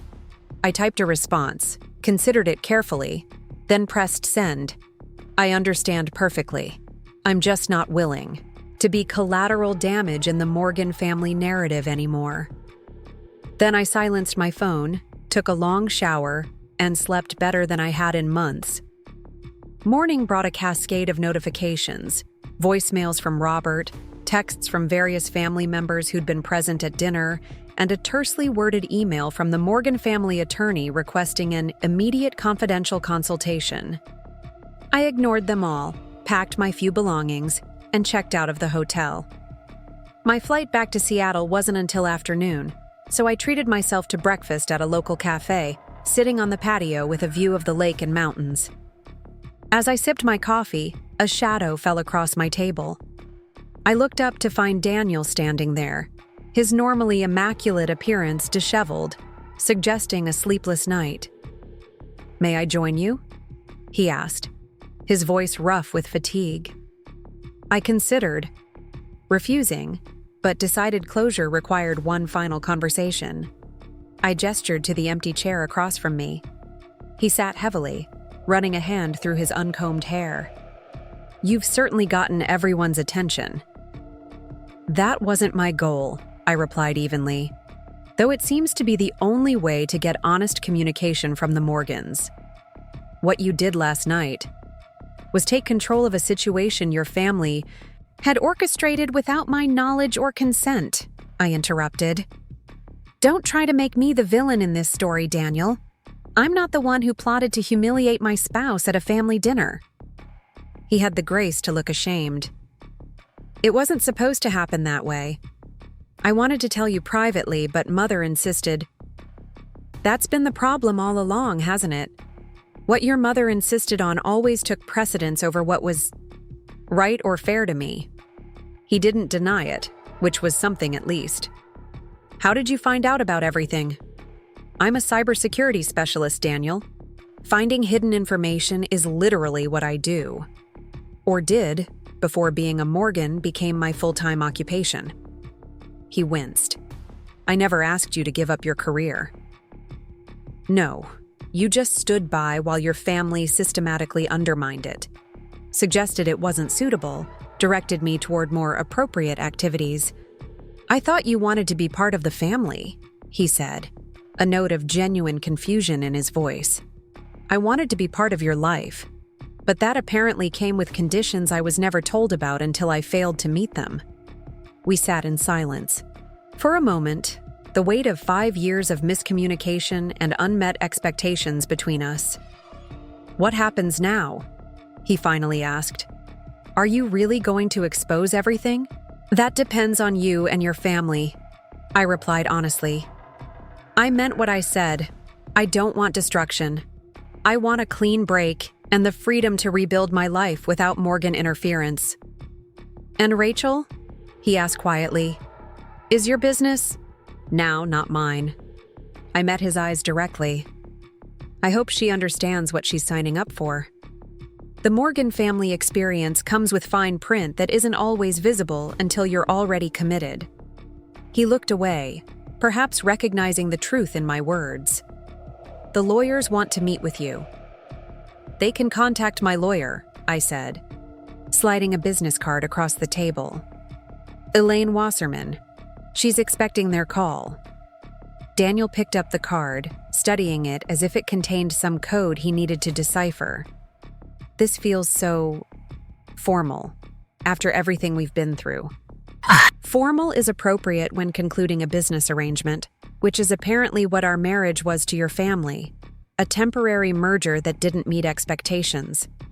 He flinched at the description. "It wasn't like that for me.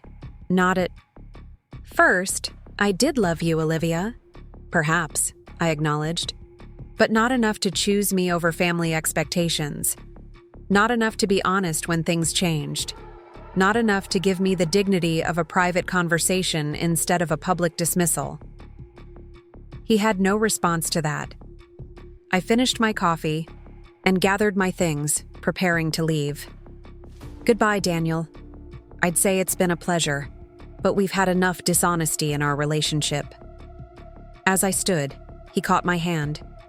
"For what it's worth, I am sorry. Not just for how it ended, but for not being strong enough to stand up for you along the way. I gently removed my hand from his. I hope you find that strength someday. Rachel might need it more than you realize. Walking away from that cafe, from Daniel, from 5 years of trying to fit into a space that was never designed to accommodate me, I felt an almost physical lightness. The red chipao from last night was packed in my suitcase, but I carried its symbolic freedom with me in the straight line of my shoulders and the steady rhythm of my steps. My departure from Lake Tahoe was uneventful. No Morgan family members appeared to create scenes at the airport or make last-minute appeals. They had retreated to regroup, to consult lawyers, to develop new strategies. I had expected nothing less, from a family that valued control above all else. The flight to Seattle gave me 3 uninterrupted hours to plan my next steps. I made notes on my tablet, outlining the immediate priorities: secure new permanent housing, formalize the divorce terms through my lawyer, accelerate the development of my cybersecurity consultancy. I also drafted a message to send to Patricia once I landed, not out of obligation, but to establish clear boundaries for the separation process. Patricia, I expect you'll want to control the narrative around my departure from the Morgan family. You may tell your social circle whatever story preserves your dignity, with these conditions. 1. No disparagement of my professional capabilities or personal character. 2. No interference with my business relationships or career opportunities. 3. No contact through indirect channels or third parties. In return, I will maintain discretion regarding family, matters I was privy to during my marriage. This arrangement relies on mutual respect for boundaries. Regards, Olivia Chen. Direct, clear, and unmistakably on my terms. Everything my communication with the Morgans had not been for 5 years. When the plane touched down in Seattle, I felt the strangest sensation, as if I were returning to a city I knew intimately but was seeing with new eyes. The familiar skyline beyond the airport windows represented not the backdrop of my Morgan life, but the canvas for whatever came next. I sent the drafted message to Patricia, then took a rideshare to the Queen Anne house I had shared with Daniel. Using my key, which I knew would soon need to be surrendered, I entered and went directly to the home office that had always been my space. Methodically, I gathered my essential belongings, my personal laptop and backup drives. Important. Documents, the few pieces of artwork and books that had special meaning to me. I left behind anything Daniel had given me or that had been selected to conform to Morgan aesthetics. In our bedroom, I collected only my personal clothing and jewelry, leaving the designer pieces that Patricia had guided me toward. The sapphire earrings from Daniel remained in their velvet box on the dresser. The jade earrings I'd worn the previous night stayed in my ears, a small but significant reclamation. As I packed these items into my car, our neighbor, Mrs. Abernathy, spotted me from her garden and approached with concern. "Olivia, dear, is everything all right?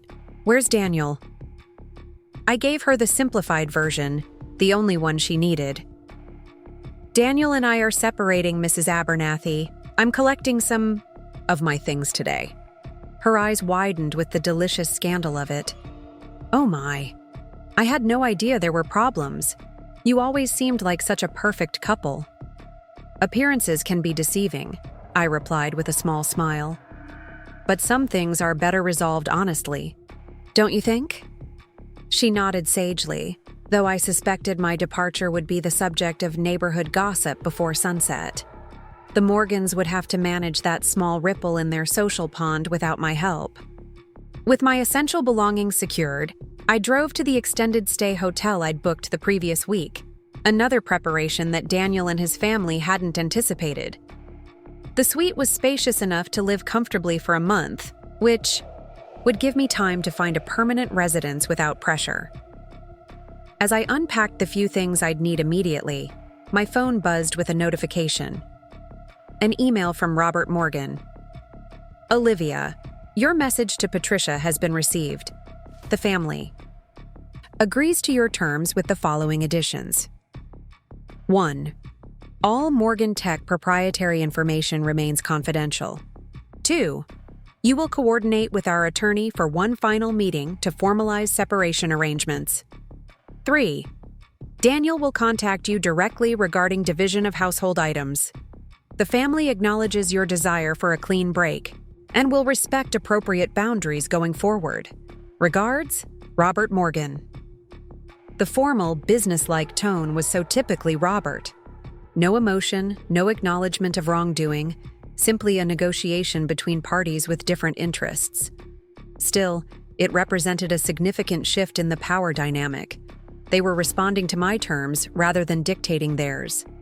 I forwarded the email to Elaine Wasserman with a brief note. They're ready to deal reasonably. Let's proceed.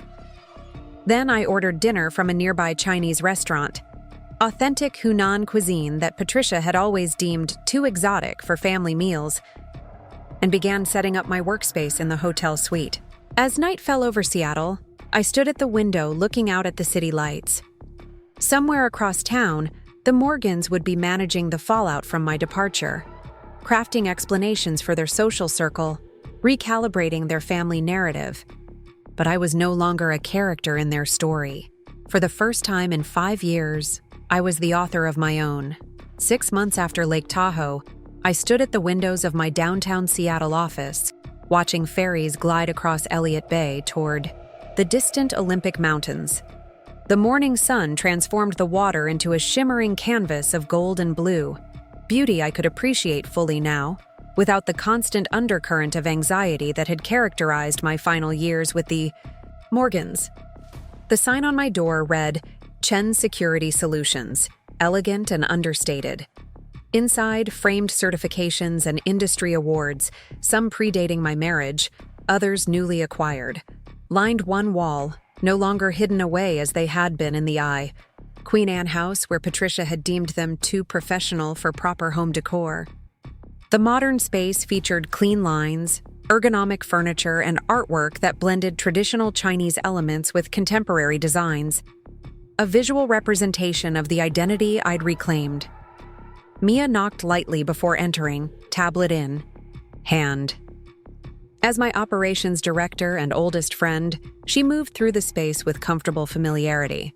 The Henderson healthcare proposal is ready for final review, she announced, settling into one of the chairs across from my desk. And Elaine just called. The last of the paperwork is officially filed and processed. You are formally, legally, and completely divorced. Thank you, I said, accepting the tablet and scanning the security assessment we'd prepared for a regional healthcare system. The proposal was comprehensive, innovative, and distinctly mine. No Morgan suggestions. Diluting my expertise or approach. So, Mia leaned forward, her expression serious but eyes bright with genuine interest. How does it feel to be officially, completely, 100% not a Morgan anymore? I considered the question, surprised by my emotional response. Not grief or regret, but a profound sense of completion, like the satisfying click of a complex lock finally released. Like setting down a weight I hadn't fully recognized I was carrying, I replied. I didn't realize how exhausting it was constantly, translating myself into Morgan-acceptable language until I stopped having to do it. Good riddance to bad Morgans, Mia declared, raising an imaginary toast. I laughed, the sound freer than it had been in years. Some weren't entirely awful. Sophia's been thriving since leaving James. Her interior design business already has 3 major clients. Another successful Morgan wife escapee, Mia noted. You should start a support group. I prefer to think of it as a success network, I corrected, signing off on the Henderson proposal and returning the tablet. The divorce had proceeded exactly as I'd outlined that night at Lake Tahoe. Clean, fair, and without public drama. The prenup was set aside after my lawyer presented evidence of Daniel's infidelity and the family's deliberate financial concealment. I received a settlement that, while less than what I could have demanded with my leverage, provided more than enough. To secure my fresh start and fund the expansion of Chen Security Solutions. More satisfying than the financial settlement was watching Morgan Tech quietly implement the security fixes I'd specified in my parting terms. They never acknowledged me publicly, of course, but industry insiders recognized the source of their sudden focus on consumer privacy and data protection. Several Morgan Tech security specialists had even reached out with discreet job inquiries, sensing the shifting dynamics in the corporate landscape. My phone buzzed with a notification. An email from an unfamiliar address with the subject line, "Congratulations on your recent success." Curious, I opened it. "Olivia, I've been following the growth of Chen Security Solutions with interest. Your recent work with Westlake Financial on their security infrastructure upgrade was particularly impressive. The industry has been buzzing about your innovative approach to their legacy system challenges. Perhaps you might consider coffee sometime. There's a potential project I'd like to discuss that would benefit from your particular expertise. Regards, Rachel Wilson, Director of Digital Innovation, Westlake Technologies." I stared at the screen, momentarily stunned by the audacity. Rachel Wilson, Daniel's college girlfriend, now fiancée, the woman he had conducted an affair with during our marriage, reaching out professionally as if our connection was merely industry-related. Mia, noticing my expression, raised an eyebrow. "What? Bad news?" I handed her my phone, watching her eyes widen as she read. "You have got to be kidding me," she muttered. The absolute nerve of this woman. "It's actually a shrewd tactical move," I said, analytical even in my surprise. "Westlake and Morgan Tech are competitors. She's signaling that business transcends personal histories." "Or she's gathering intelligence about you for the Morgans," Mia countered, always the more suspicious of us. Daniel might have moved on, but Patricia never struck me as the type to release control of a narrative. "Possibly," I acknowledged. "Either way, it's not a meeting I need to take." I drafted a brief, professional response. "Ms. Wilson, thank you for your interest in Chen Security Solutions. While I appreciate the outreach, I must decline any potential collaboration with Westlake Technologies at this time due to obvious conflicts of interest. I wish you success with your project and your future endeavors. Regards, Olivia Chen, CEO, Chen Security Solutions." Polite, professional, and unmistakably final. The appropriate response to an inappropriate request. "Perfect," Mia approved as I showed her the reply.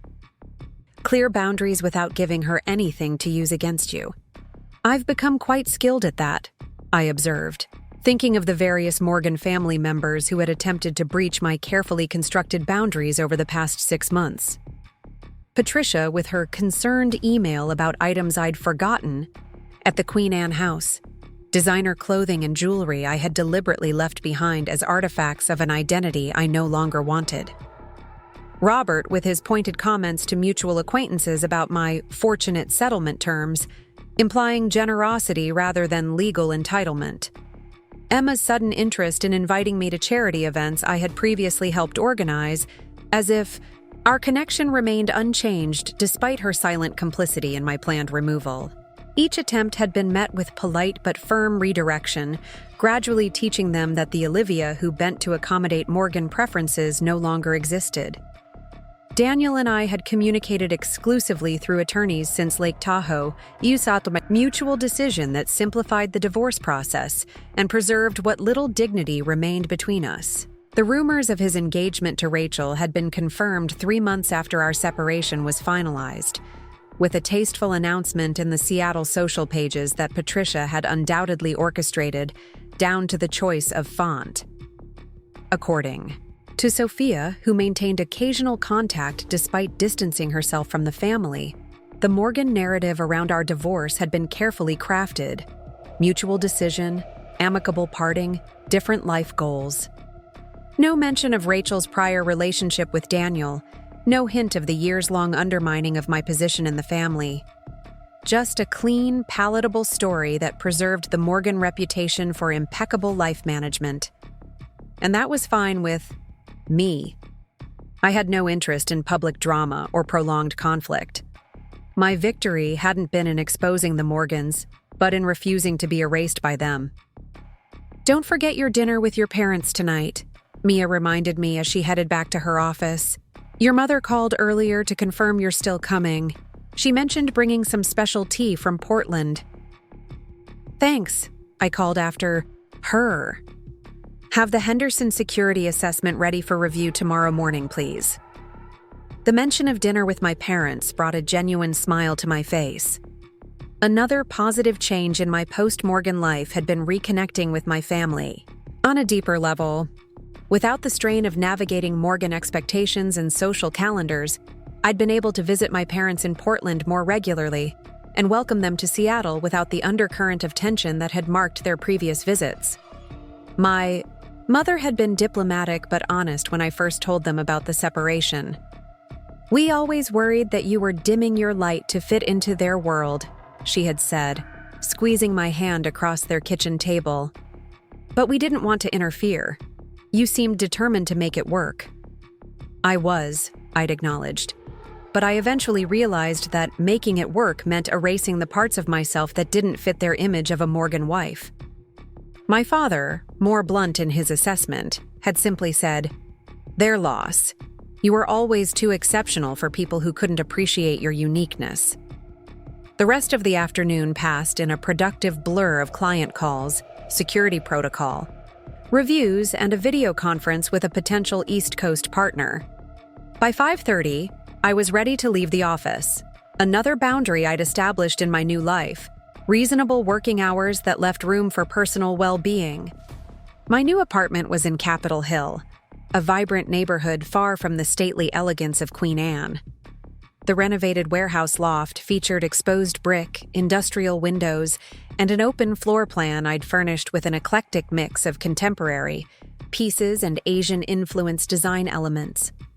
No Morgan decorator had ever set foot in the space, and every item reflected my personal taste rather than socially approved aesthetics.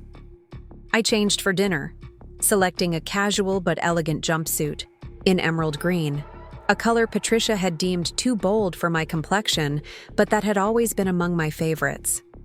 My parents were staying at a downtown hotel during their Seattle visit, and we'd planned to meet at Jade Garden, an authentic Chinese restaurant in the International District that served the regional specialties my father missed from his childhood, in Shanghai.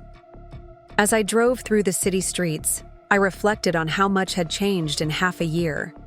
Not just externally, new home, thriving business, legal freedom from the Morgan name, but internally as well. The constant second-guessing of my words and actions had vanished.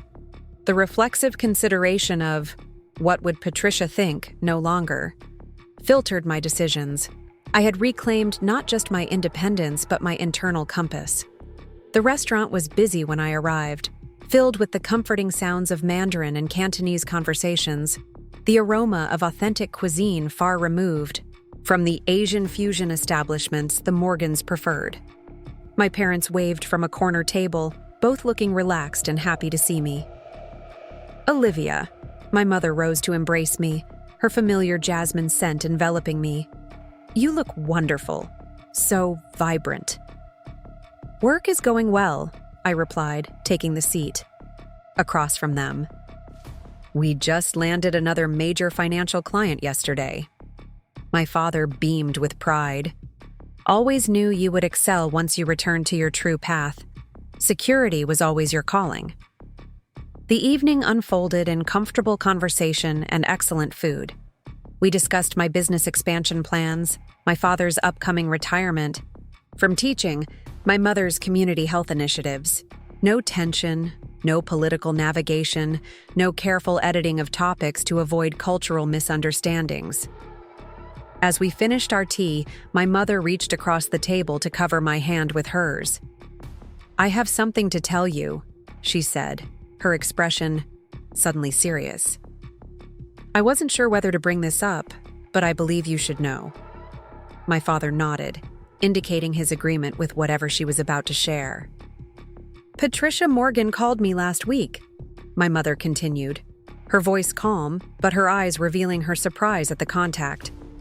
I set down my teacup, genuinely startled. "She called you? Why?"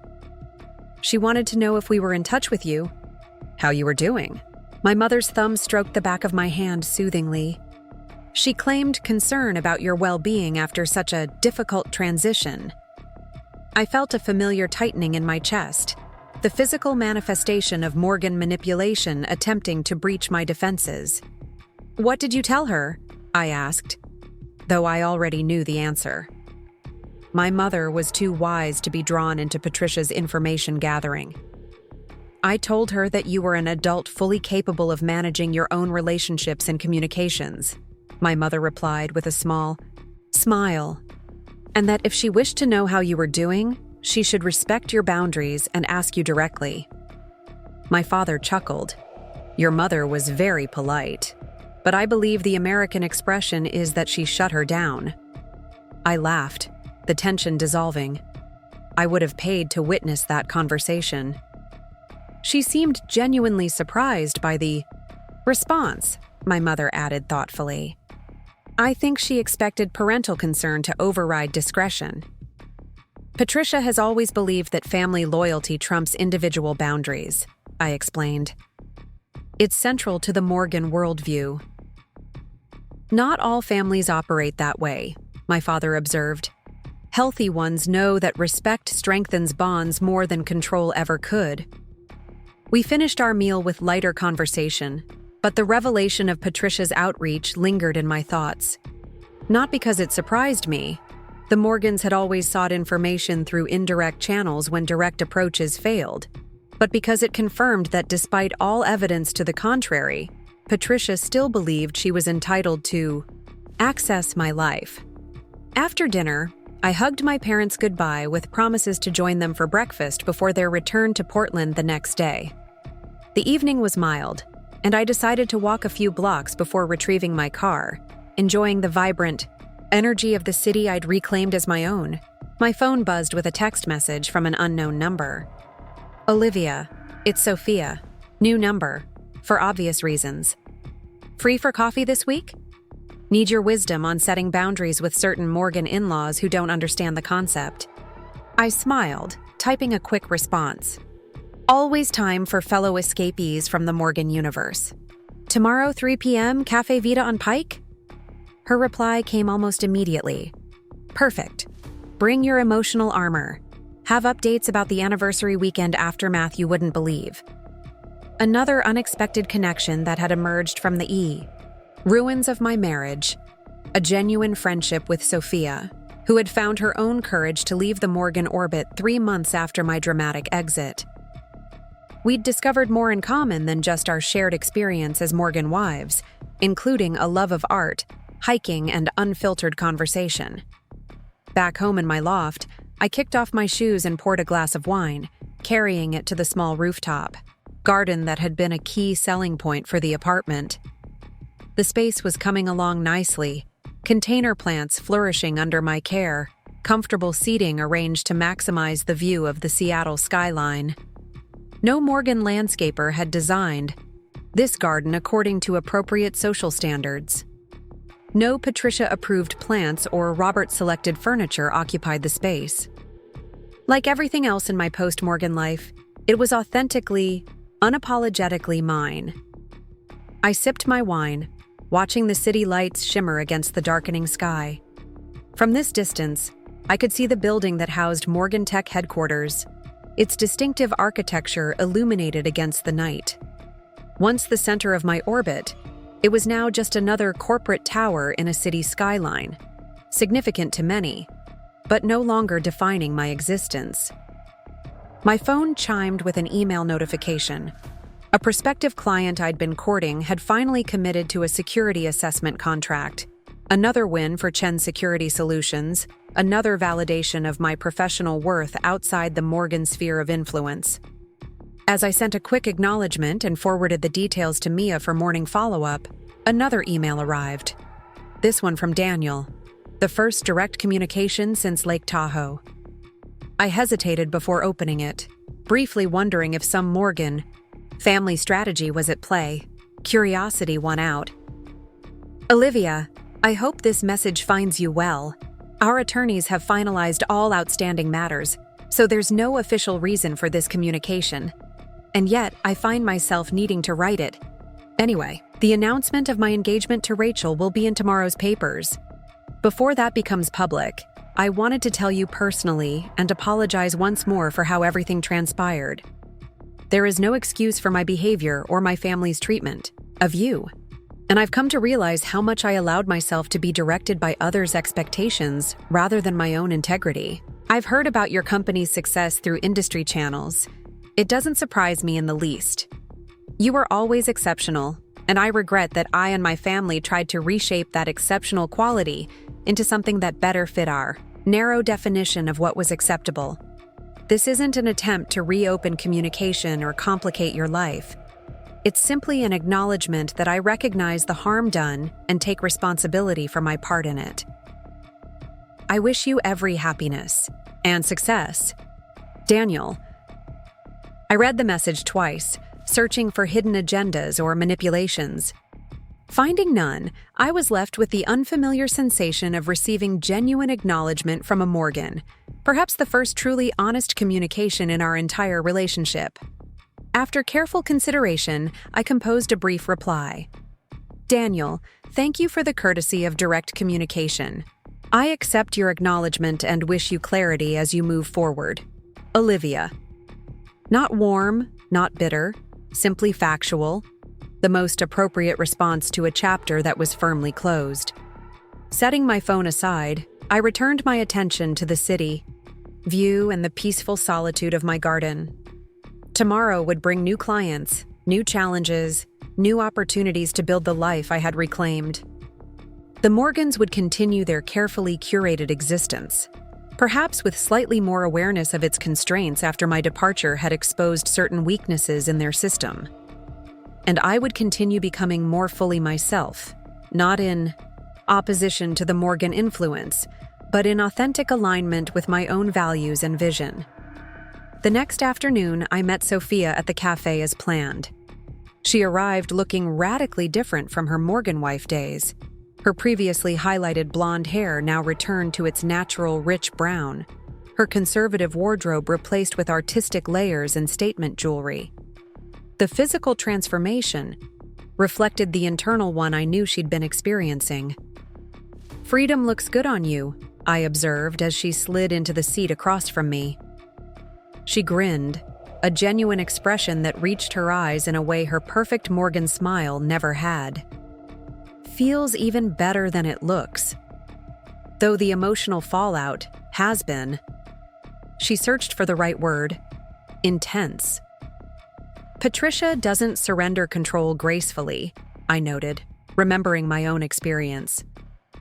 Understatement of the century, Sophia rolled her eyes. But I didn't ask you here to complain about the Morgan recrimination machine. I wanted to tell you what happened at the anniversary celebration.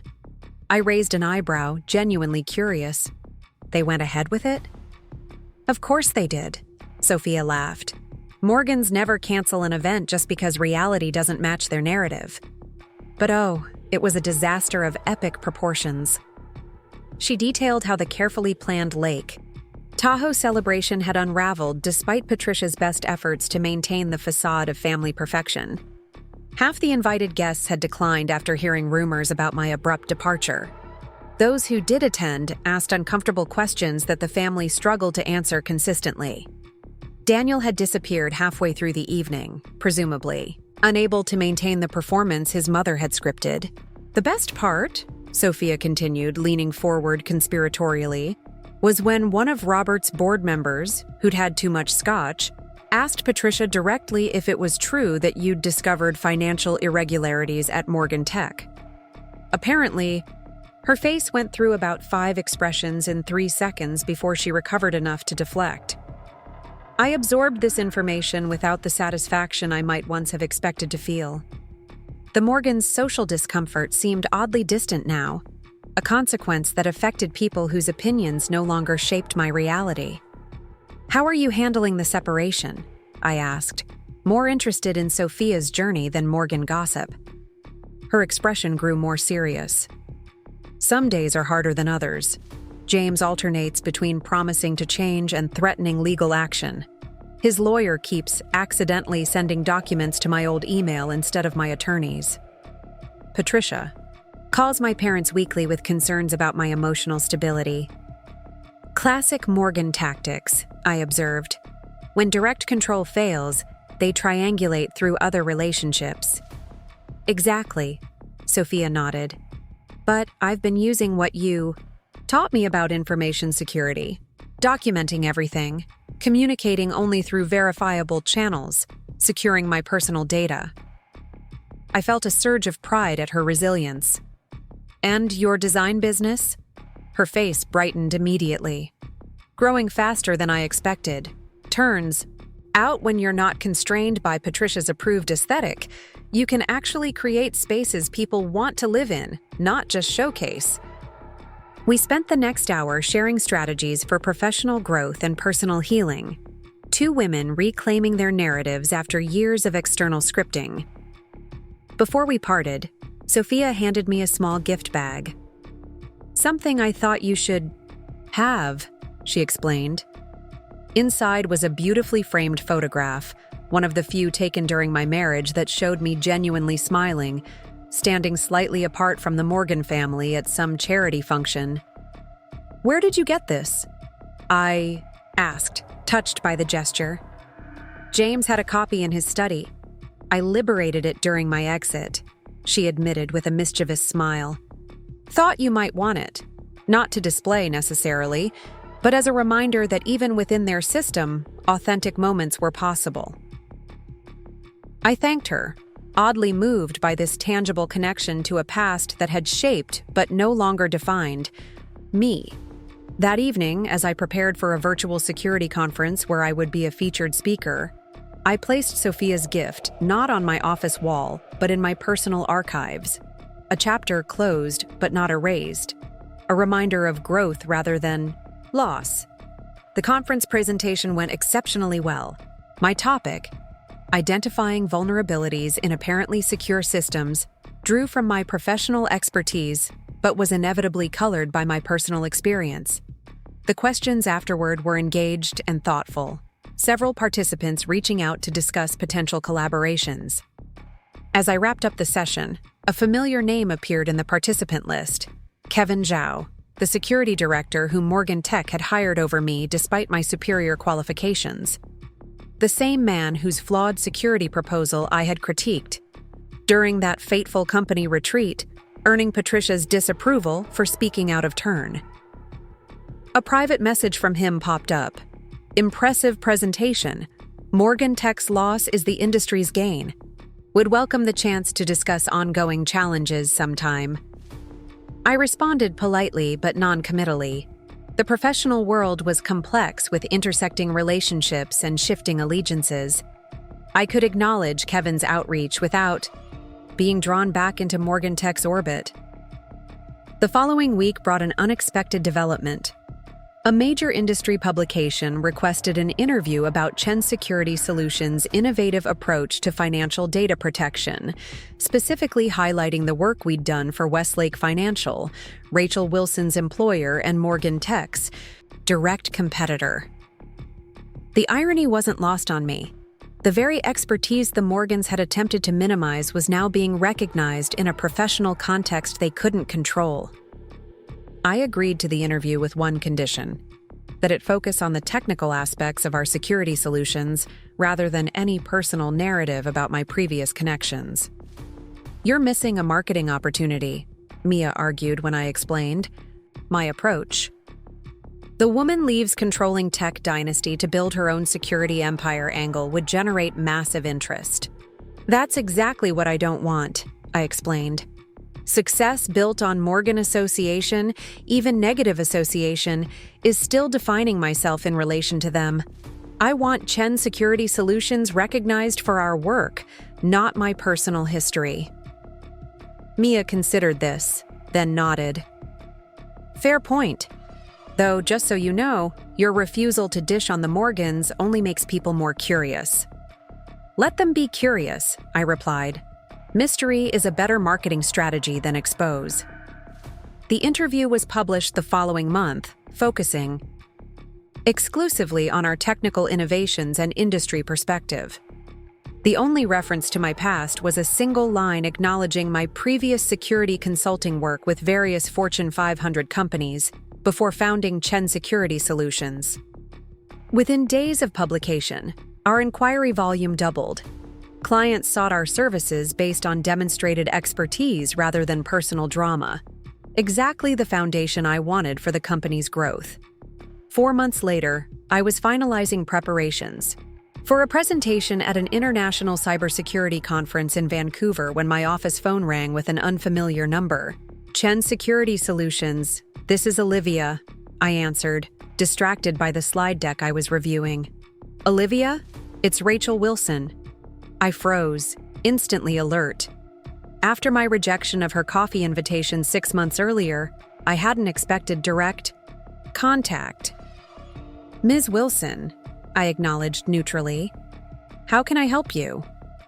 A pause, then. This isn't an easy call to make. I'm reaching out in a professional capacity, despite our complicated personal connection.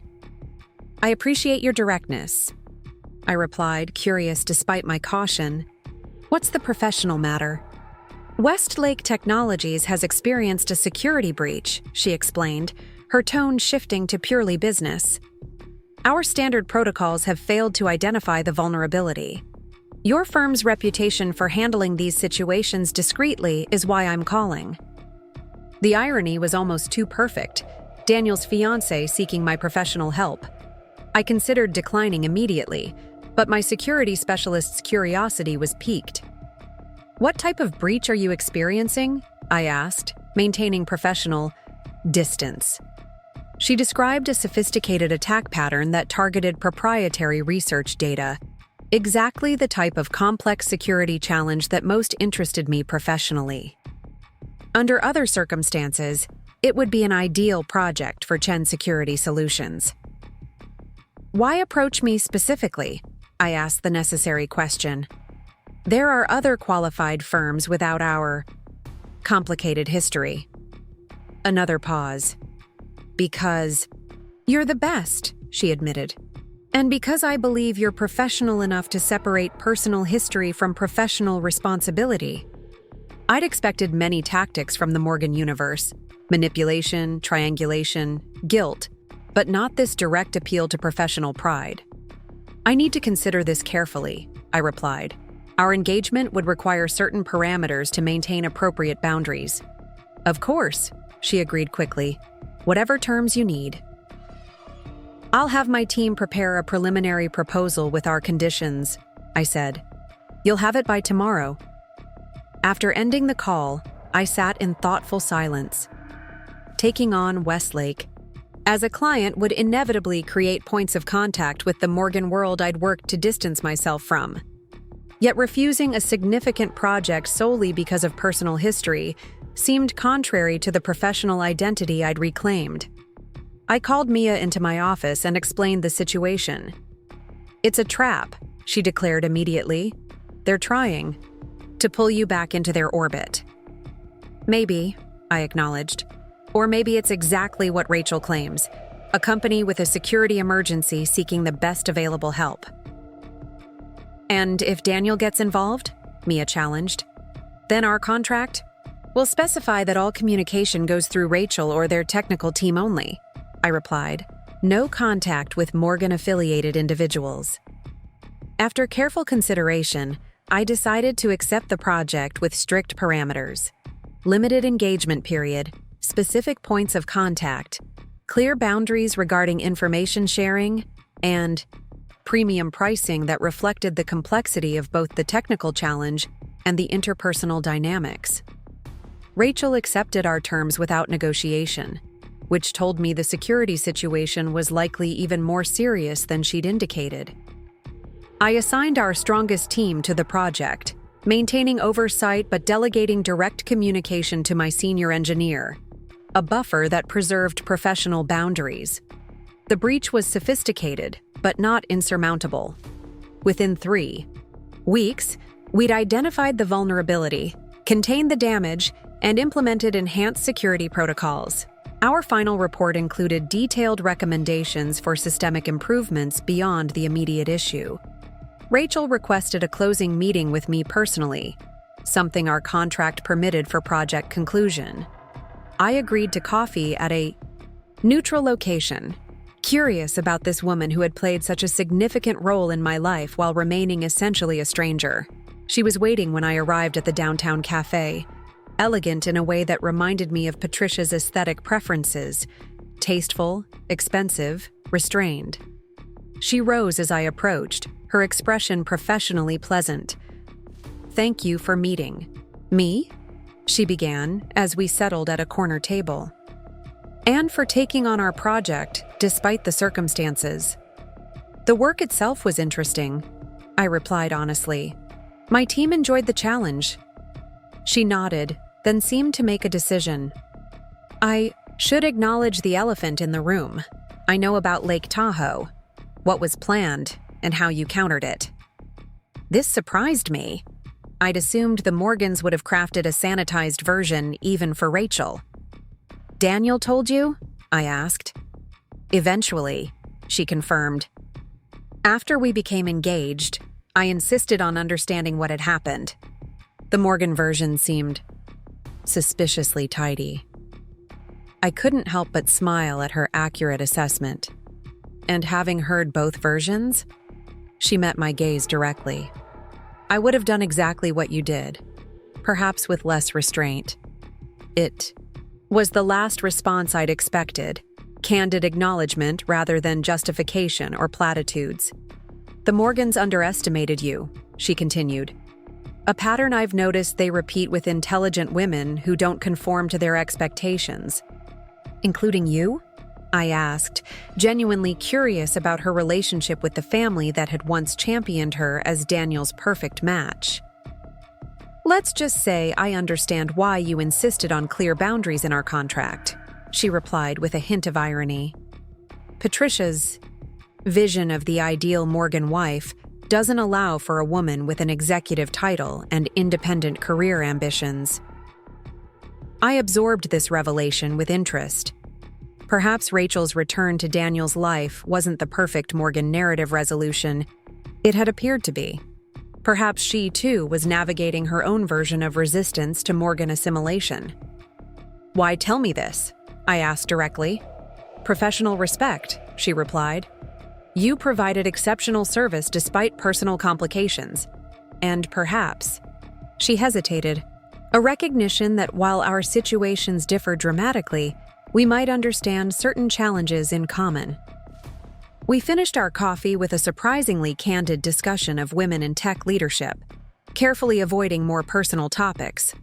As we prepared to leave, Rachel handed me a business card, not her corporate contact, but a personal one.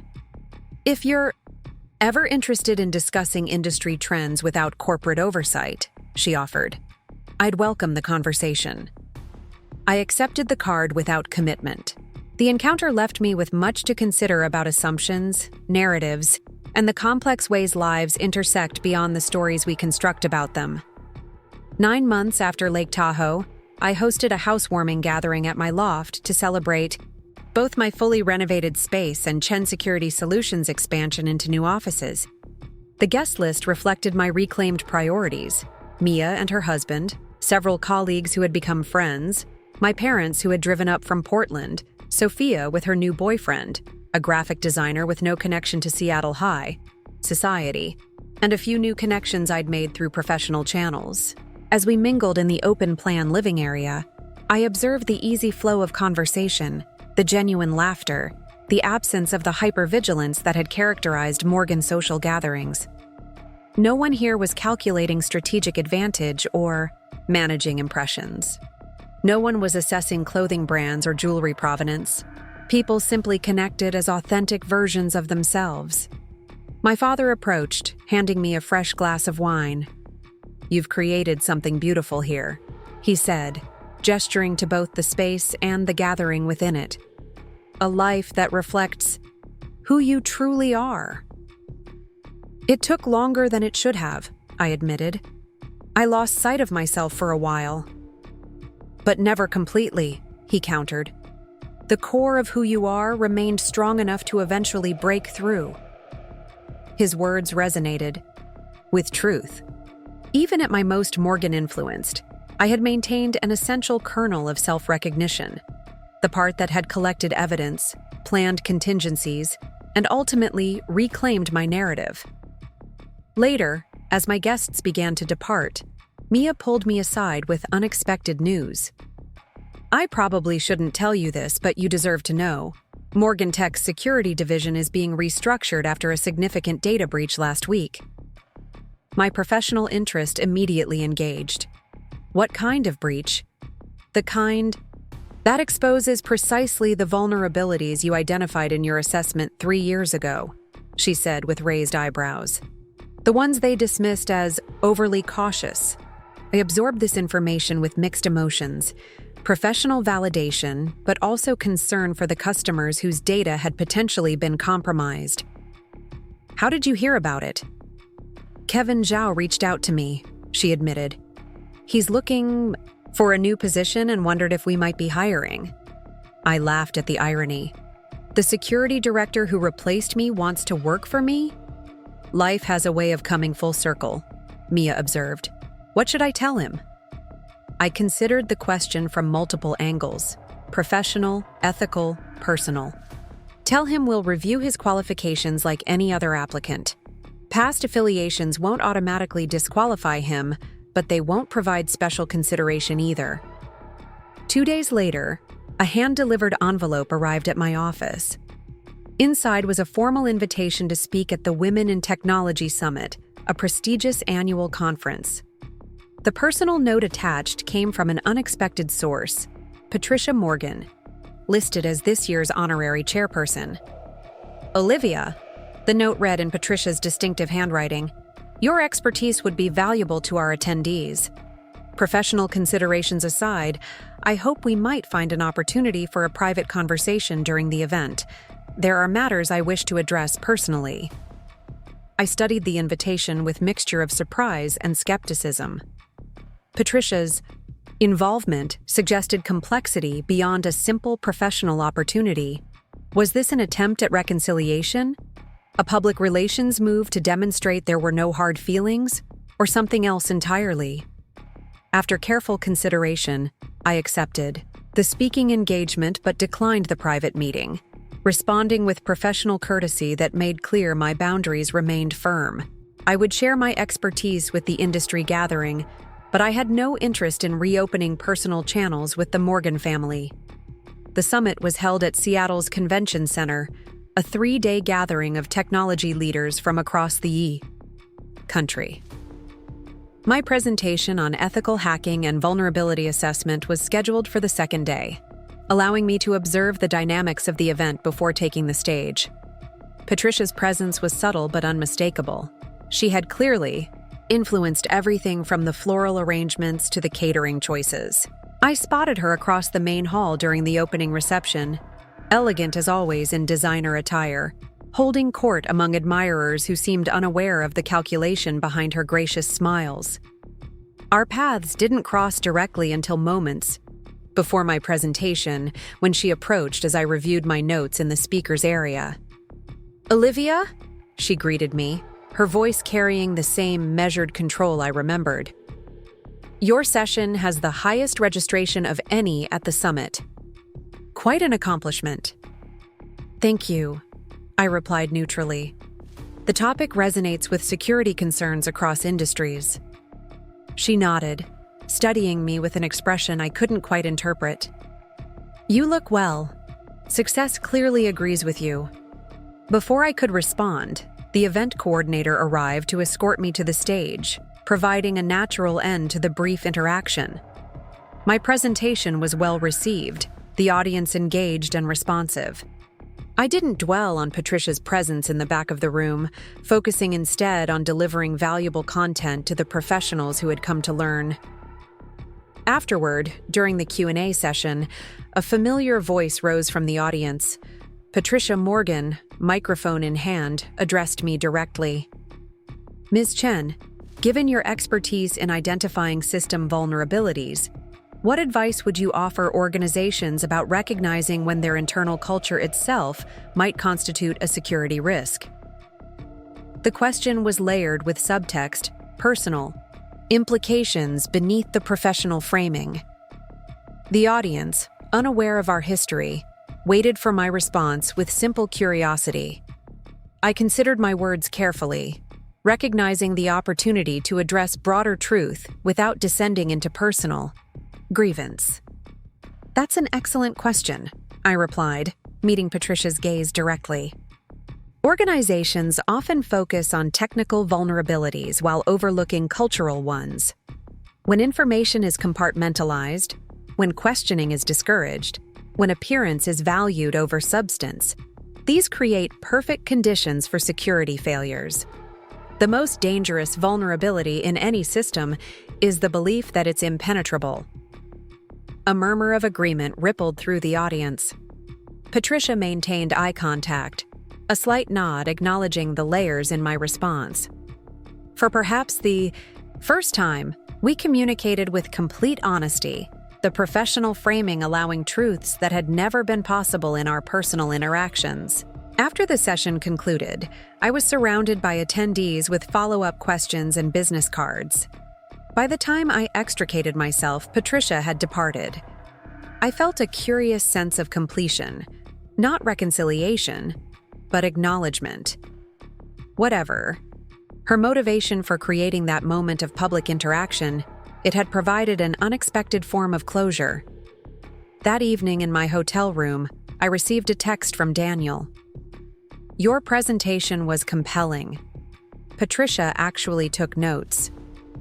A first, in my experience.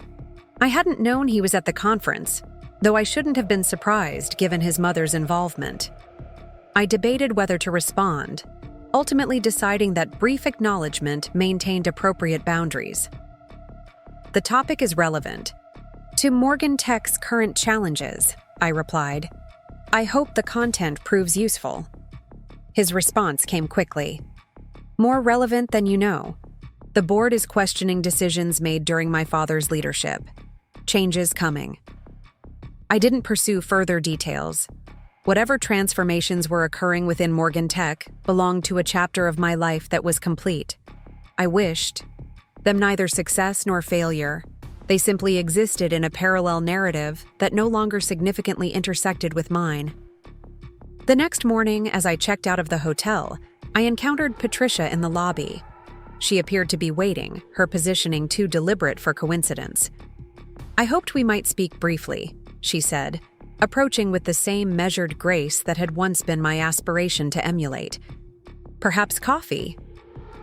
I hesitated, weighing the value of such a conversation against my commitment to maintaining distance. Curiosity won out. Briefly, I agreed, following her to a quiet corner of the hotel restaurant. Once seated, Patricia surprised me by coming directly to the point. I owe you an apology, Olivia. Not a qualified one, not an explanation. A simple acknowledgement that my treatment of you was inexcusable. I maintained a neutral expression, though inwardly I was genuinely startled by this unprecedented directness. What prompted this realization? I asked, genuinely curious about the catalyst for such an uncharacteristic admission. She considered her response, hands clasped precisely around her untouched coffee cup. Several factors. The consequences of Lake Tahoe, certainly, Sophia's departure, but primarily, watching the success you've achieved once freed from our constraints. Success I might have achieved within the Morgan orbit, had there been genuine acceptance, I observed. Perhaps, she acknowledged, though I doubt I would have permitted it then. I was. She paused, seeming to search for honest self-assessment, threatened by your capabilities, your independence, your unwillingness to be shaped. Those were precisely the qualities Daniel valued when we met, I noted. Yes, she agreed, surprising me again. Before I convinced him they needed to be tempered, a manipulation I now recognize caused significant harm to both of you. I studied her, trying to reconcile this self-aware woman with the Patricia who had orchestrated my exclusion. Why tell me this now? Because Morgan Tech is changing, she replied. Robert is stepping down. The board has concerns about management decisions, security protocols, corporate culture. Daniel will take over, but under conditions that limit the family's unilateral control. I absorbed this information without the satisfaction I might once have expected to feel. The Morgan Empire's internal reckonings seemed distant now, corporate. Adjustments that no longer affected my daily reality. I wish you well with the transition, I said sincerely. But I'm still unclear about your purpose in sharing this with me. I'm not asking for forgiveness or reconciliation, Patricia clarified, merely offering acknowledgement of harm done and information that might provide context for any industry rumors you encounter. I appreciated her clarity. This wasn't a manipulative attempt to draw me back into the Morgan orbit, but a business-like exchange of recognition and information, perhaps the most honest interaction we'd ever had. Thank you for the direct communication, I said as I prepared to leave. I hope the changes bring positive outcomes for the company and its customers. Patricia nodded, remaining seated as I stood. One last thing, Olivia. You were right, that night in Tahoe. You were never the problem. The Morgan system is, and part of me always knew it. I acknowledged her words with a nod, then walked away, carrying not bitterness but a curious sense of completion. The Patricia Morgan who had loomed so large in my married life suddenly seemed smaller, more human. A woman whose carefully constructed world was shifting beneath her, much as mine once had. Outside the hotel, Seattle's spring sunshine broke, through morning clouds, casting the city in clear, bright light. I had planned to go directly to the office, but impulsively decided to take a few hours for myself. I texted Mia that I would be in after lunch, then headed toward the waterfront. As I walked along Elliott Bay, breathing salt air and watching ferries cross to distant islands, I reflected on how completely my life had transformed in the year since Lake Tahoe. The professional success was gratifying, but the internal reclamation, even more so. The ability to move through the world without constantly monitoring my words, actions, and appearance against an external standard of acceptability. My phone buzzed with an email notification. A potential new client, a government agency seeking security protocol development. I forwarded it to Mia for preliminary assessment, then continued my walk, allowing myself the luxury of unscheduled time, another freedom the Morgan life had rarely permitted. Near Pike Place Market, I spotted a small gallery featuring contemporary Chinese-American artists. Inside, vibrant paintings and sculptures created conversations between traditional techniques and modern themes. Cultural integration without erasure, precisely the balance I had never been permitted to express in the Morgan household. Beautiful. Work, isn't it? Came a voice beside me as I studied a particularly striking piece. I turned to find a man about my age, with intelligent eyes and an easy manner that suggested comfort in his own skin. Not conventionally handsome in the Morgan-approved way, but attractive in his authenticity. Very, I agreed. I appreciate art that honors tradition while embracing innovation.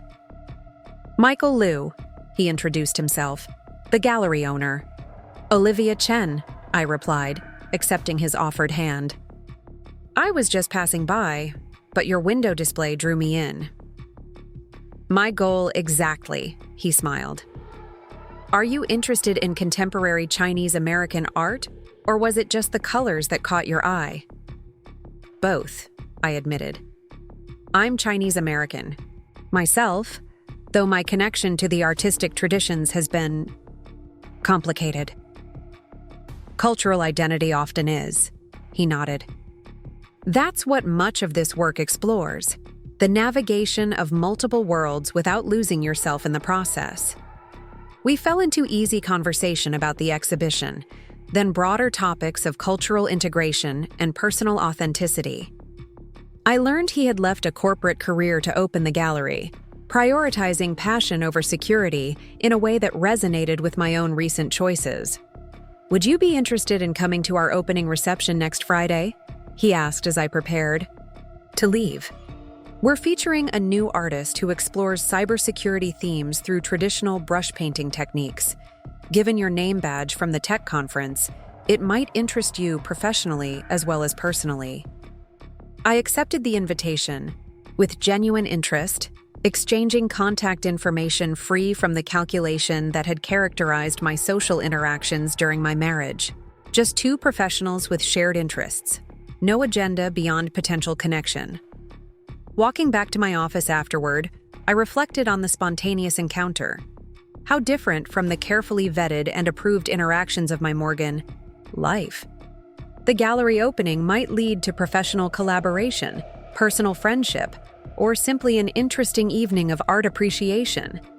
The outcome remained open, undefined by external expectations or requirements. 1 year to the day after Lake Tahoe, I stood at the podium of a major cybersecurity conference in San Francisco, delivering the keynote address on ethical hacking and vulnerability assessment. The audience of industry leaders and emerging specialists listened attentively as I shared insights gleaned from a career built on finding weaknesses in seemingly impenetrable systems. What I didn't share explicitly, but what informed every aspect of my presentation, was how this professional expertise had ultimately saved me personally.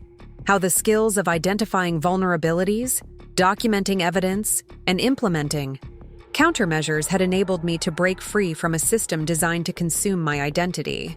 After the presentation, during the reception, a young woman approached me, Chinese American like myself, early in her career, but with the sharp intelligence I recognized in promising security specialists. "Ms. Chen," she began hesitantly, "your presentation was incredible. But what inspired me most was learning about your journey, how you rebuilt your company after leaving a prestigious connection behind." I was surprised by her knowledge of my personal history, though I shouldn't have been. The tech world ran on information, both professional and personal. "Sometimes the most secure path isn't the most obvious one," I replied, curious about what had drawn her to my story. "I'm facing a similar choice," she admitted. "I've been offered a position at a major firm, but they want me to focus on client relations rather than technical work because I present well. My family thinks I should take it for the prestige." I recognized the dilemma immediately: the seductive pull of external validation versus the authentic calling of her talents. "What does your expertise tell you?" I asked. "If you were assessing this situation as a security risk, what vulnerabilities would you identify?" She considered this framing, her expression clearing as she applied professional analysis to her personal decision. "Critical vulnerability, potential compromise of core functions for superficial benefit, high risk of system integrity failure over time." I smiled, appreciating her quick grasp of the metaphor. "Then you already know what you need to do. Trust your assessment." As she thanked me and moved away, I realized that perhaps the most meaningful outcome of my Morgan experience was not just my own reclamation, but the possibility that my journey might help others recognize and avoid similar traps before they closed. Later that evening, as I gazed out at the San Francisco skyline from my hotel room, my phone chimed with a text from Michael Liu. Over the months since our chance meeting at his gallery, our professional collaboration had evolved into friendship, and gradually into a relationship characterized by mutual respect and genuine appreciation, a stark contrast to the performance of connection that had defined my marriage. "Congratulations on the keynote," he wrote. "Wish I could have been there to see it. Dinner when you're back to celebrate?" I smiled, typing an affirmative response. Unlike my relationship with Daniel, which had required constant editing of Myself to maintain Morgan approval, Michael appreciated precisely the qualities the Morgans had tried to suppress: my professional focus, my cultural identity, my unfiltered perspectives. Our relationship progressed on its own authentic timeline, neither rushed by external expectations nor constrained by family approval requirements. Whether it would lead to long-term commitment remained an open question we both approached with honest communication rather than strategic calculation. This openness to undefined outcomes represented perhaps the most significant transformation in my post-Morgan life. The willingness to allow authenticity to guide my path rather than predetermined narratives of success or acceptability. As I prepared for bed, a notification appeared on my phone. A business news alert about Morgan Tech announcing a major corporate restructuring. The accompanying photo showed Daniel at a press conference, looking strained but determined as he discussed the company's new direction focusing on consumer privacy and ethical data management. I felt a moment of strange dislocation, seeing this public version of a man I had once known intimately, now occupying a parallel life completely separate from mine. I wished him well in his efforts to transform the company, then set aside my phone without reading the full article. Whatever challenges or successes awaited Daniel and the Morgan Empire belonged to a different story now, one that had shaped but no longer defined my own narrative. The next morning, I delivered a workshop for emerging cybersecurity professionals, many just beginning their careers. As I guided them through practical exercises and vulnerability assessment, I was struck by the eager participation of several young women in the predominantly male group. During the networking lunch that followed, one of these women approached me. "Ms. Chen, I just wanted to say how meaningful it is to see someone like you leading in this field. My professors kept suggesting I focus on people skills rather than technical specialization, but watching your career path has shown me I don't have to choose." Her words touched something deep. The recognition that my visibility in the field might create space for others to pursue their authentic talents without the compromises I had temporarily accepted. "Trust your technical instincts," I advised her. "The industry needs your perspective precisely because it's underrepresented. And remember that people skills aren't separate from technical excellence. They're part of comprehensive security. Thinking." Back in Seattle the following week, I received an unexpected request from the University of Washington's Computer Science Department. They were developing a new course on ethical hacking and corporate security culture and wanted me to consider a guest lecturer position. The opportunity to shape new professionals' understanding of both technical and cultural vulnerability assessment appealed deeply. As I reviewed the proposed syllabus, a section titled Case Studies in Security Culture Failures caught my attention. Among the proposed examples was a thinly veiled reference to Morgan Tech's recent data breach, not mentioned by name for legal reasons, but recognizable to anyone familiar with the industry. I smiled at the irony. The Morgan family's carefully constructed image of perfection had ultimately become an educational example of how prioritizing appearance over substance creates security vulnerabilities.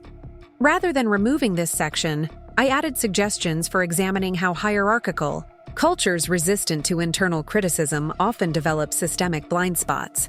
2 years after Lake Tahoe, I stood in the rooftop garden of my Capitol Hill loft, hosting a small gathering to celebrate Chen's Security Solutions' second anniversary as an independent firm. The company had grown beyond my initial projections, now employing 15 specialists and maintaining offices in Seattle and Portland.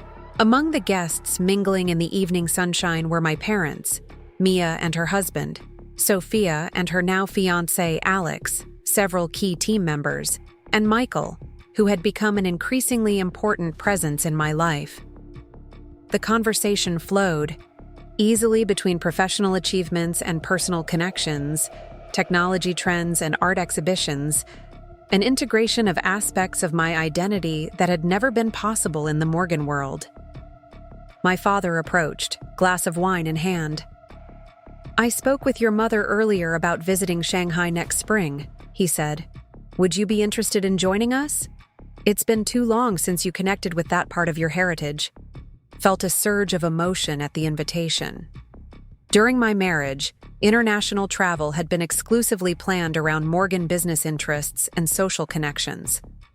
The idea of a journey focused on cultural reconnection, family bonds, and personal enrichment represented another reclamation of priorities the Morgans had systematically devalued. "I'd love that," I replied sincerely. "The Portland office should be fully established by then, which would make the timing perfect."